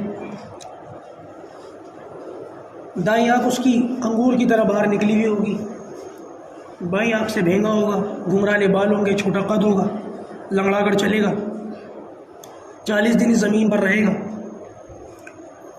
اور پھر عیسیٰ علیہ السلام دمشق کی جامع مسجد میں صبح فجر کی نماز میں ظاہر ہوں گے، نازل ہوں گے آسمان سے، اور پھر دجال کو قتل کیا جائے گا۔ اس کے بعد پھر یاجوج ماجوج کا فتنہ ہے، وہ نکلیں گے، اور وہ تعداد میں بہت زیادہ ہوں گے یہ لوگ بھی انسان، لیکن تعداد میں زیادہ ہونے کی وجہ سے ان سے مقابلہ نہیں ہو سکے گا۔ یہ ساری بات آپ کے سامنے اب تک آ چکی ہے۔ قرآن مجید کے اندر یاجوج ماجوج کا ذکر آیا ہے، سورہ کہف کے اندر ہے۔ حضرت ذوالقرنین ایک بہت بڑی شخصیت ہے، ان کا ذکر آیا ہے کہ انہوں نے سفر کیے، اور قرآن مجید کے اندر ان کے سفر کا ذکر ہے کہ مغرب میں بھی گئے، مشرق میں بھی گئے۔ میں نے ان کے سفر کی اس میں نہیں آؤں گا میں وضاحت میں کہ انہوں نے کون کون سے سفر کیے، کیا کیا ہوا، کیا کیا کہاں کہاں گئے، کن لوگوں سے ملے۔ بس اتنا سمجھ لیں کہ جب یہ ایک جگہ کا ذکر آتا ہے کہ جہاں پر یہ پہنچے تو ایک گھاٹی تھی، 2 پہاڑوں کے بیچ میں ایک راستہ تھا، اور وہاں کے لوگوں نے یہ شکایت کی کہ ان 2 پہاڑوں کے بیچ میں جو راستہ ہے پیچھے سے یاجوج ماجوج ہمارے اوپر سال میں 1-2 بار آ کر کے نکل آتے اور ہمیں بڑا تنگ کرتے، ہمارے جانوروں کو مار دیتے، ہماری کھیتی ختم کر دیتے، اور ہم ان سے بڑے پریشان ہیں۔ تو لہٰذا انہوں نے یہ کہا کہ ہمارے اور ان کے بیچ میں آپ کوئی رکاوٹ بنا دیں، کوئی آڑ پیدا کر دیں کہ جس کی وجہ سے یہ لوگ ادھر نہ آ سکیں۔ تو ذوالقرنین علیہ السلام نے پھر ان سے یہ کہا کہ میں تمہارے اور ان کے درمیان آڑ بنا دوں گا، دیوار بنا دوں گا، تم مجھے لوہے کی تختیاں لا کر کے دو۔ اگر آپ کسی لوہار کی دکان میں گئے ہو تو آپ نے دیکھا ہوگا لوہے کی جو چادریں ہوتی ہیں، اس ٹائپ کی لوہے کی تختیاں، لوہے کی چادریں تھیں، اور پگھلا ہوا تانبا، جیسے کتاب کے ورقے نہیں ہوتے، کتاب کے ورقے ایک دوسرے میں ملے ہوئے ہوتے ہیں، تو ایسے لوہے کی تختیوں کو ملا کر کے رکھا حضرت ذوالقرنین نے، اور اوپر سے لوہے کا پگھلا ہوا تانبا جو ڈالا تو پھر وہ دیوار بن گئی۔ اچھا بھائی، جیسے کہ میں نے گزشتہ جمعے میں بھی کہا تھا، بہت سارے لوگ عجیب عجیب قسم کے سوال پوچھتے ہیں۔ کوئی پوچھتا ہے کہ یاجوج ماجوج کون ہے، کہاں پر ہے، ان کی دیوار کہاں پر ہے؟ تو بھائی یہ بات یاد رکھیے کہ ابھی تک ان کی جو دیوار ہے بہرحال وہ برآمد نہیں ہو سکی، کہاں پر ہے، کس جگہ پر ہے، اس کا بھی پتہ نہیں لگایا جا سکا۔ اب لوگ کہتے ہیں کہ سیٹلائٹ کا دور ہے، ہر چیز سیٹلائٹ کی کیمرے کے اندر آ جاتی ہے، ڈرونز کا زور ہے، ڈرون کے اندر بھی جو ہے وہ چیزیں پتہ لگ جاتی ہیں۔ تو سیٹلائٹ کے زمانے میں، ڈرون کے زمانے میں کیسا ہو سکتا ہے کہ کوئی ایسی دیوار بھی ہو اتنی آبادی والی ہو اور وہ ابھی تک نظروں میں نہ آئی ہو؟ تو بھائی یہ حقیقت ہے کہ ابھی تک وہ نظروں میں نہیں آئی ہے۔ اب بہت سارے لوگ جو ہے نا، کچھ باتیں حدیث کے اندر ہوتی ہیں تو وہاں تک تو چلو صحیح ہوتا ہے، حدیث میں اتنی بات بیان کی جاتی ہے، تو اتنی بات بیان کرنے کے بعد پھر لوگوں کی اپنی تحقیق ہوتی ہے۔ تو ہونا تو یہ چاہیے کہ لوگ جب بیان کریں تو لوگ یہ کہیں کہ اتنی بات تو حدیث میں ہے، اس سے آگے جو بات بیان کر رہا ہوں وہ میری ہے، تو جو میری بات ہے وہ صحیح بھی ہو سکتی ہے، غلط بھی ہو سکتی ہے۔ لیکن لوگ غلطی کیا کرتے ہیں، یہ بات بیان کرتے وقت بھول جاتے ہیں کہ کہاں تک حدیث کا حوالہ ہے اور کہاں سے میری اپنی بات شروع ہو رہی ہے، کہاں سے میری اپنی تحقیق شروع ہو رہی ہے۔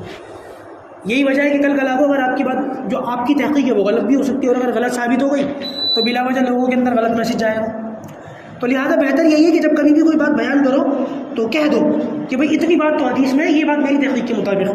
جیسے کہ آج کل بہت سارے لوگوں نے یہ کہا کہ بھائی یہ جو دیوار چین ہے، یہ دیوار چین جو ہے یہ وہی دیوار ہے جو ذوالقرنین علیہ السلام نے بنائی تھی، حالانکہ یہ وہ دیوار نہیں ہے، کیونکہ پہلے کے زمانے میں تو یہ مت چل جاتا تھا۔ اب دیکھا جائے تو دیوار کے اس طرف بھی آبادی ہے، اس طرف بھی آبادی ہے۔ دوسری بات دیکھا جائے تو اس دیوار میں سوراخ بھی بہت ہے، اور تیسری بات یہ دیکھا جائے کہ یہ دیوار جو ہے نا وہ گارے اور مٹی سے بنی ہوئی ہے، اور جس دیوار کا ذکر آیا ذوالقرنین علیہ السلام نے بنائی تھی یاجوج ماجوج کو روکنے کے لیے، وہ لوہے اور تانبے کی بنائی، تو یہ وہ دیوار نہیں ہے۔ بہت سارے لوگ آپ کو یہ کہتے ہوئے دکھ جائیں گے، یوٹیوب کے اوپر آپ کو بیانات بھی مل جائیں گے، وہ یہ کہیں گے کہ یہ جو برمودا تکون ہے یہاں پر دجال ہے، کیونکہ یہاں پر کوئی بھی پانی کا جہاز یا ہوائی جہاز گزر نہیں سکتا، وہاں کی میگنیٹک فیلڈ ایسی ہے اور وہاں کے زمین کی کشش ثقل ایسی ہے کہ ہر چیز وہاں پر کرش ہو کر کے نا ختم ہو جاتی ہے، ڈوب جاتی ہے۔ اور کچھ کہتے ہیں کہ وہاں پر ایلین اسپیس شپس UFOs بھی دیکھے گئے۔ تو بھائی یہ ظاہر سی بات ہے کہ الناس اعداء لما جہلوا، لوگ جس چیز کو جانتے نہیں ہیں اس کے دشمن ہو جاتے ہیں۔ تو لہٰذا آج بھی زمین کی جو کشش ثقل ہے نا، آج بھی وہ کئی مقامات پر ایسی ہے کہ اللہ تبارک و تعالیٰ کا ایک نظام ہے، ضروری نہیں ہے وہاں دجالی ہو۔ مجھ سے ایک ساتھی کہہ رہے تھے عمرہ کر کے آئے واپس، کہنے لگے کہ مفتی صاحب عرب کے اندر آج بھی ایک وادی ہے جن کے نام سے جگہ ہے، اور وہ جگہ ایسی ہے کہ وہاں پر گاڑیاں الٹی چلتی ہیں، دیکھیے ڈھلان کی طرف جانا چاہیے، پیچھے چڑھائی کی طرف گاڑیاں اپنے آپ پیچھے چلتی ہیں۔ میں نے کہا اچھا چلو ٹھیک ہے، تو بعد میں کہنے لگے کہ یہاں پہ جنات دھکا لگاتے، تو میں نے کہا وہیں کیوں لگاتے، کہیں اور کیوں نہیں لگاتے، کوئی لاجک ہے اس بات کا؟ حالانکہ کیرل کے اندر بھی ایک جگہ ایسی ہے، مجھے ایک ساتھی بتا رہے تھے وہاں پر بھی گاڑی جو ہے وہ الٹی چلتی ہے۔ تو آج بھی کہیں کہیں پر زمین کی میگنیٹک فیلڈ ایسی ہے کہ اس کی کوئی نہ کوئی سائنسی توجیحات کی جا سکتی ہے کہ سائنس کے اندر کہ اس بات کی وجہ ہو سکتی ہے، برمودا تریکون بھی ان میں سے ایک ہو سکتا ہے۔ باقی کہنے والوں کی یہ بات درست بھی ہو سکتی ہے کہ وہاں دجال ہو، لیکن یہ بات 100% درست نہیں ہے۔ پتہ چلا کہ وہاں دجال نہ ہو، بعد میں خواہ مخواہ لوگوں کی گرگری ہو، اس قسم کی باتیں نہیں کرنی چاہیے۔ تو عرض یہ کر رہا تھا کہ وہاں پر جو ہے برمودا تریکون کے بارے میں یہ کہا جاتا ہے کہ وہاں دجال ہے، اور اس قسم کی باتیں کہی جاتی ہیں۔ اچھا بھائی یہ بات یاد رکھیے، کچھ اور نشانیاں بچی ہوئی ہیں آخرت کے متعلق، جیسے کہ روایت کے اندر آتا ہے کہ زمین کے اندر 3 زلزلے آئیں گے، اور یہ زلزلے ہر چیز کو تہس نہس کر کے رکھ دیں گے۔ ان میں سے ایک زلزلہ جو ہے مشرق میں آئے گا، ایک مغرب میں آئے گا، اور ایک عرب کے اندر آئے گا۔ اسی طریقے سے دخان کا ذکر آتا ہے، دھواں، بہت زبردست دھواں زمین کے اندر ہر طرف پھیل جائے گا، اور ایسے ہی ایک آگ کا ذکر آتا ہے کہ یمن کے اندر ایک آگ بھڑکے گی، یہ میدان محشر کی طرف لوگوں کو ہاکا کر لے جائے گی۔ اب یہ وہ علامتیں ہیں کہ جن کے بارے میں قیامت کے بارے میں آتا ہے کہ یہ علامتیں قیامت سے پہلے پہلے پوری ہونی ہے۔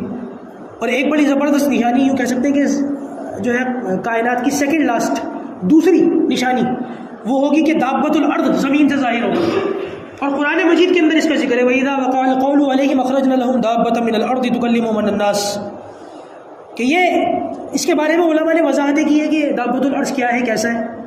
بہت سارے علماء کی اپنے اپنے اقوال ہیں۔ کچھ علماء کہتے ہیں کہ یہ حضرت صالح علیہ السلام کی اونٹنی کا جو بچہ واپس پہاڑ کے اندر غائب ہو گیا تھا، کچھ کہتے ہیں کہ وہ ہوگا۔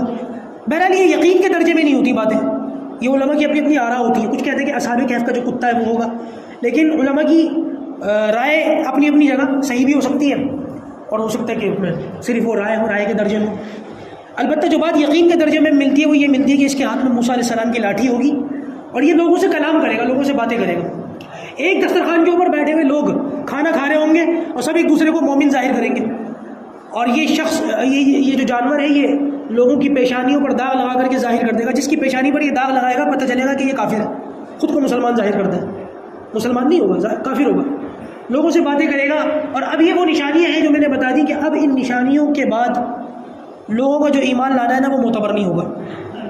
اب کلمہ لا ينفع نفسا ایمان ہوگا۔ کچھ چیزیں ایسی ہوتی ہیں کہ جب وہ ہو جائیں تو اس کے بعد پھر لوگوں کا کلمہ پڑھنا ان کے کام کا نہیں ہوتا۔ جیسے کہ ہم لوگوں کا معاملہ ہے، جب ہم میں سے بہت سارے لوگ، ہم سب کو مرنا ہے ایک نہ ایک دن، کل نفس ذائقۃ الموت۔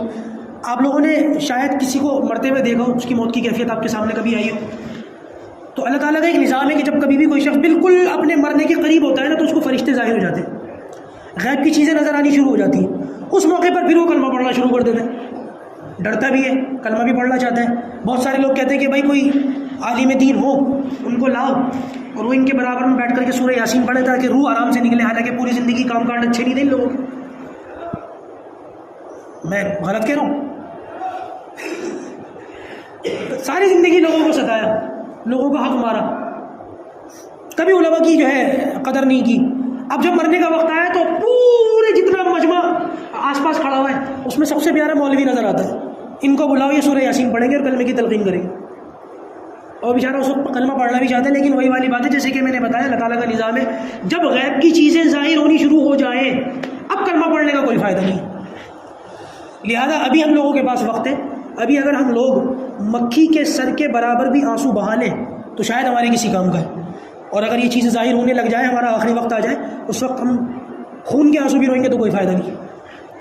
اس لیے ہر وقت توبہ کرنی چاہیے، ہر وقت استغفار کرنا چاہیے، اللہ تبارک و تعالیٰ سے ڈرتے رہنا چاہیے۔ پھر ان کے بارے میں آتا ہے نا کہ اس کا جب آخری وقت آنے لگا، ڈوبنے لگا، تو اب کہتا ہے آمنت برب موسیٰ و ہارون۔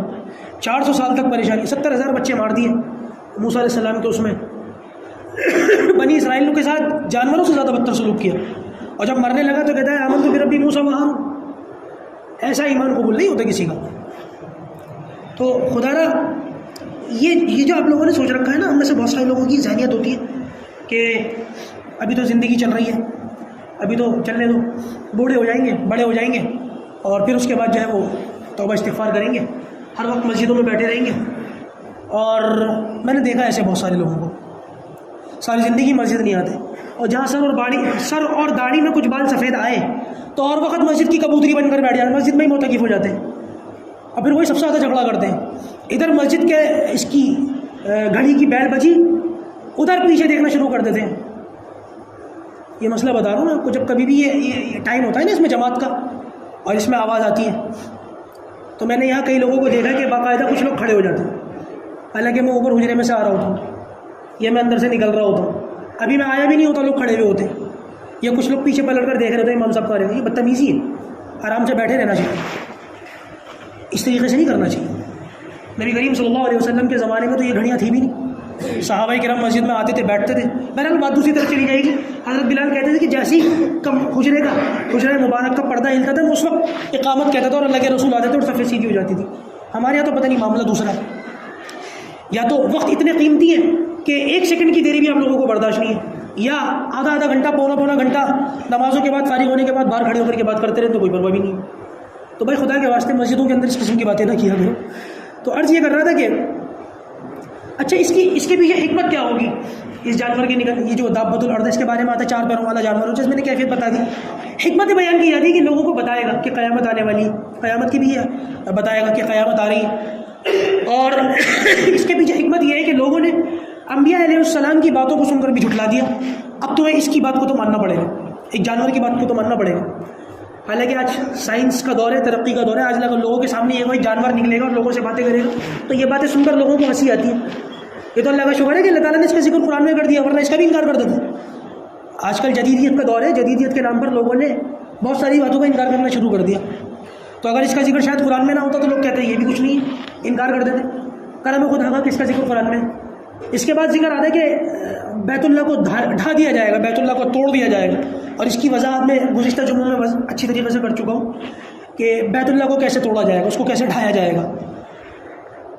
روایت کے اندر آتا ہے کہ بس ایک آخری موقع جو ہوگا وہ ایک ہوا چلے گی قیامت سے پہلے، اور یہ ہوا ایسی چلے گی کہ ہر ایمان والے کو لگے گی، ہر ایمان والا ہلاک ہو جائے گا، مر جائے گا۔ یہاں تک کہ اگر کوئی مسلمان، کوئی ایمان والا کسی پہاڑ کے غار کے اندر بھی اندر سے اندر چھپا ہوا ہوگا تو وہاں پر بھی جا کر کے یہ ہوا اس کو لگے گی اور وہ بھی انتقال کر جائے گا۔ اب اس زمین کے اوپر صرف 72 لوگ بچیں گے جن کے اوپر قیامت قائم ہوگی، اور اب یہ وہ وقت ہے کہ جب سورج مغرب سے نکلے گا، اور جیسے کہ میں نے بتایا اب یہ وہ وقت آ چکا ہے کہ کسی کا بھی کلمہ پڑھنا اس کے کام کا نہیں ہے۔ تو یہ چند علامتیں تھیں جو میں نے بتائی ہیں، اور یہ باتیں میں نے اس لیے نہیں بتائی کہ تاکہ آپ لوگ ان باتوں سے چسکے لینا شروع کر دیں یا ٹائم پاس کرنا شروع کر دیں۔ سب سے پہلی علامت میں نے بتائی تھی، قیامت کی نشانیوں میں سے میں نے بتایا تھا کہ نبی کریم صلی اللہ علیہ وسلم نے ارشاد فرمایا تھا کہ حلال حرام کی تمیز ختم ہو جائے گی۔ یہ ختم ہو رہی ہے یا نہیں؟ ہماری کیا تیاری ہے اس پر؟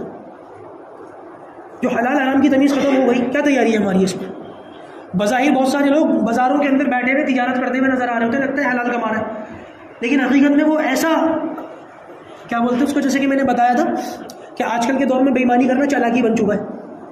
وہ ایسی ہوشیاری مارتا ہے کہ وہ اس کا رزق سارا حرام ہو جاتا ہے، لوگوں کو لگتا ہے حلال کر رہا ہے، لیکن کیا کرتا ہے وہ آپ کے پاس آیا، اب میں کسی کی مثال نہیں دینا چاہتا خواہ کوئی ناراض ہو جائے، مثال کے طور پر اب کوئی پنکھا ٹھیک کرتا ہے، کوئی موبائل ٹھیک کرتا ہے، کوئی موٹر ٹھیک کرتا ہے، آیا آپ کے پاس اور موبائل آ گیا آپ کے پاس اور 100 روپے کا کام تھا، آپ نے کہا بھائی آپ کی تو ڈسپلے خراب ہے، 1800 روپے لگیں گے، حالانکہ صرف 100 روپے کا کام تھا۔ یہ جھوٹ ہے یا نہیں؟ آپ سمجھ رہے ہیں کہ آپ حلال، الحمدللہ میں حلال کماتا ہوں، شرم نہیں آتی یہ بات کہتے ہو؟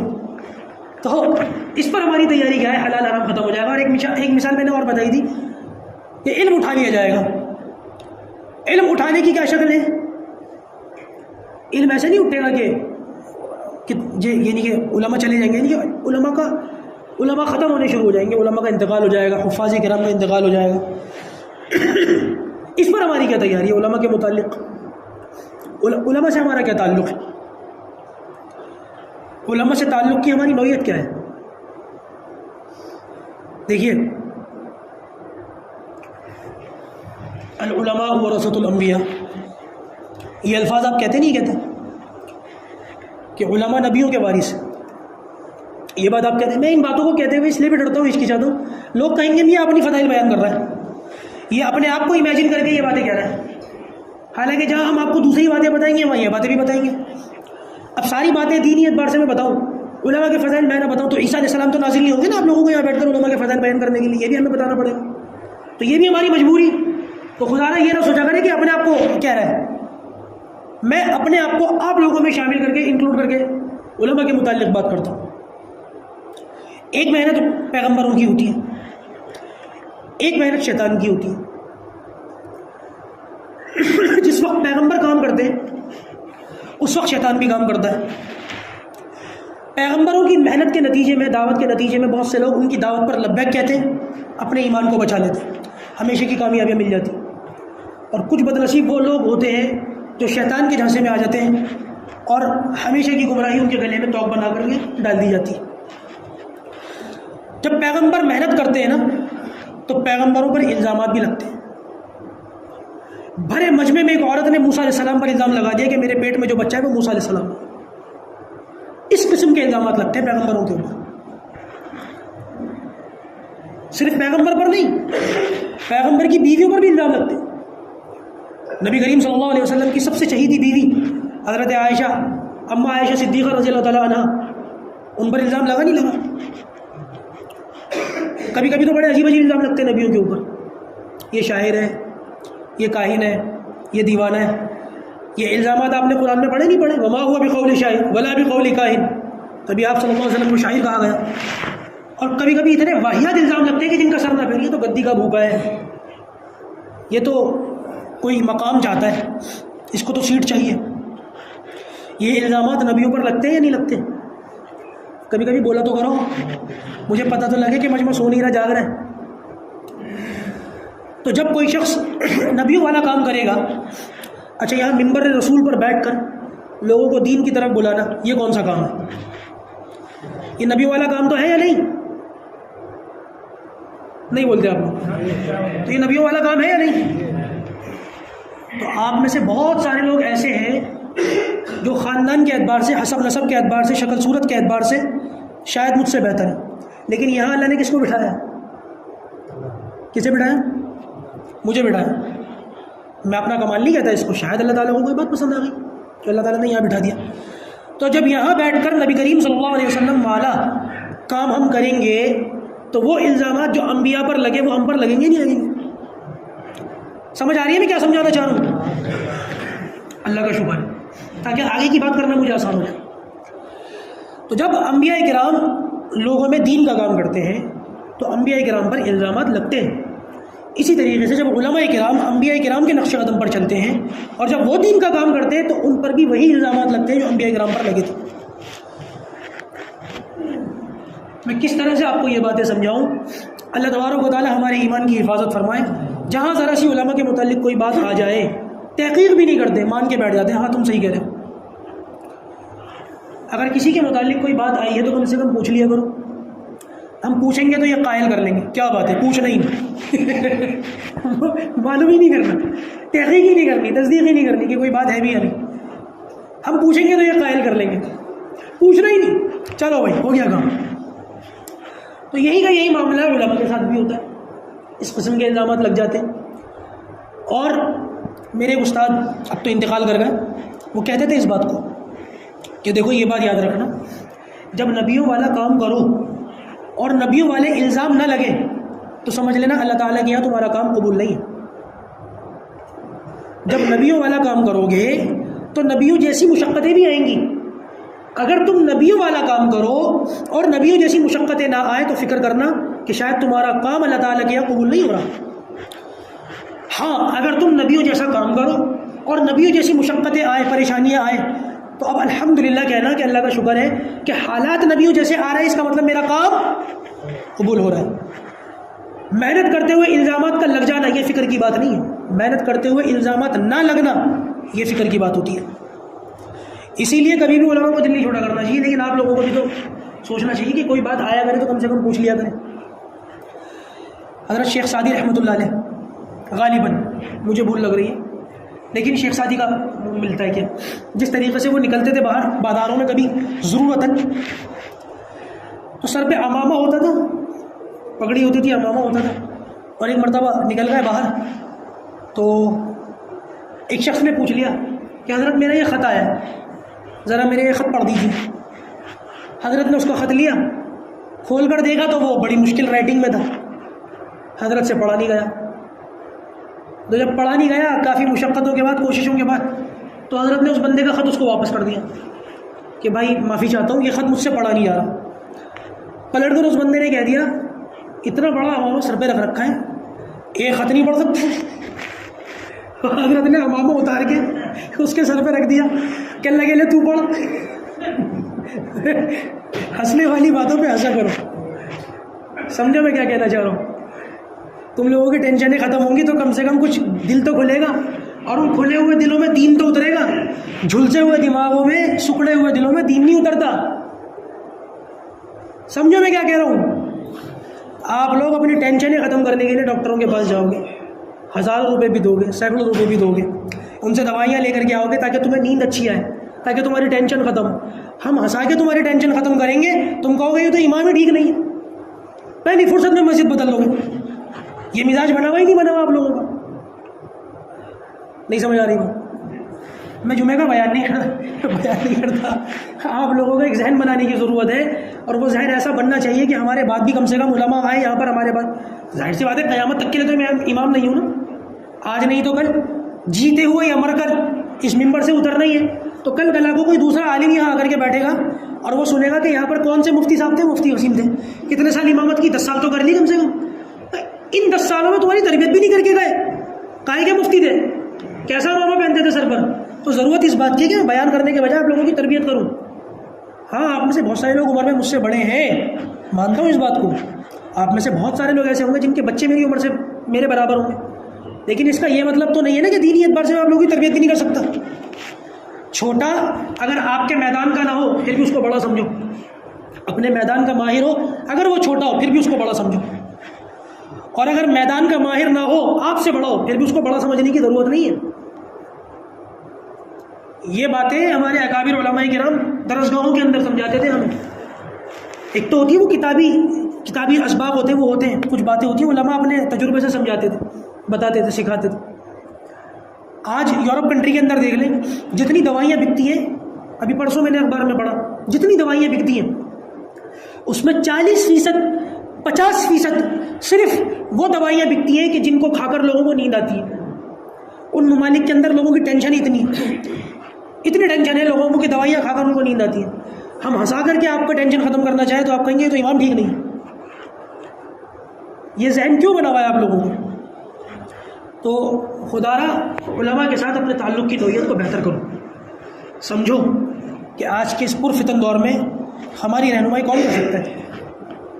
میں ایک واقعہ اکثر سنایا کرتا ہوں، میں آج پھر سنا دیتا ہوں کہ وہ ایک ڈاکٹر صاحب ہیں، اور ڈاکٹر صاحب کے پاس کوئی چلا گیا پیشنٹ، ڈاکٹر صاحب طبیعت خراب ہے، اور جو انہوں نے آثار بتائے تو ڈاکٹر صاحب کو لگا کہ یہ جو ہے وہ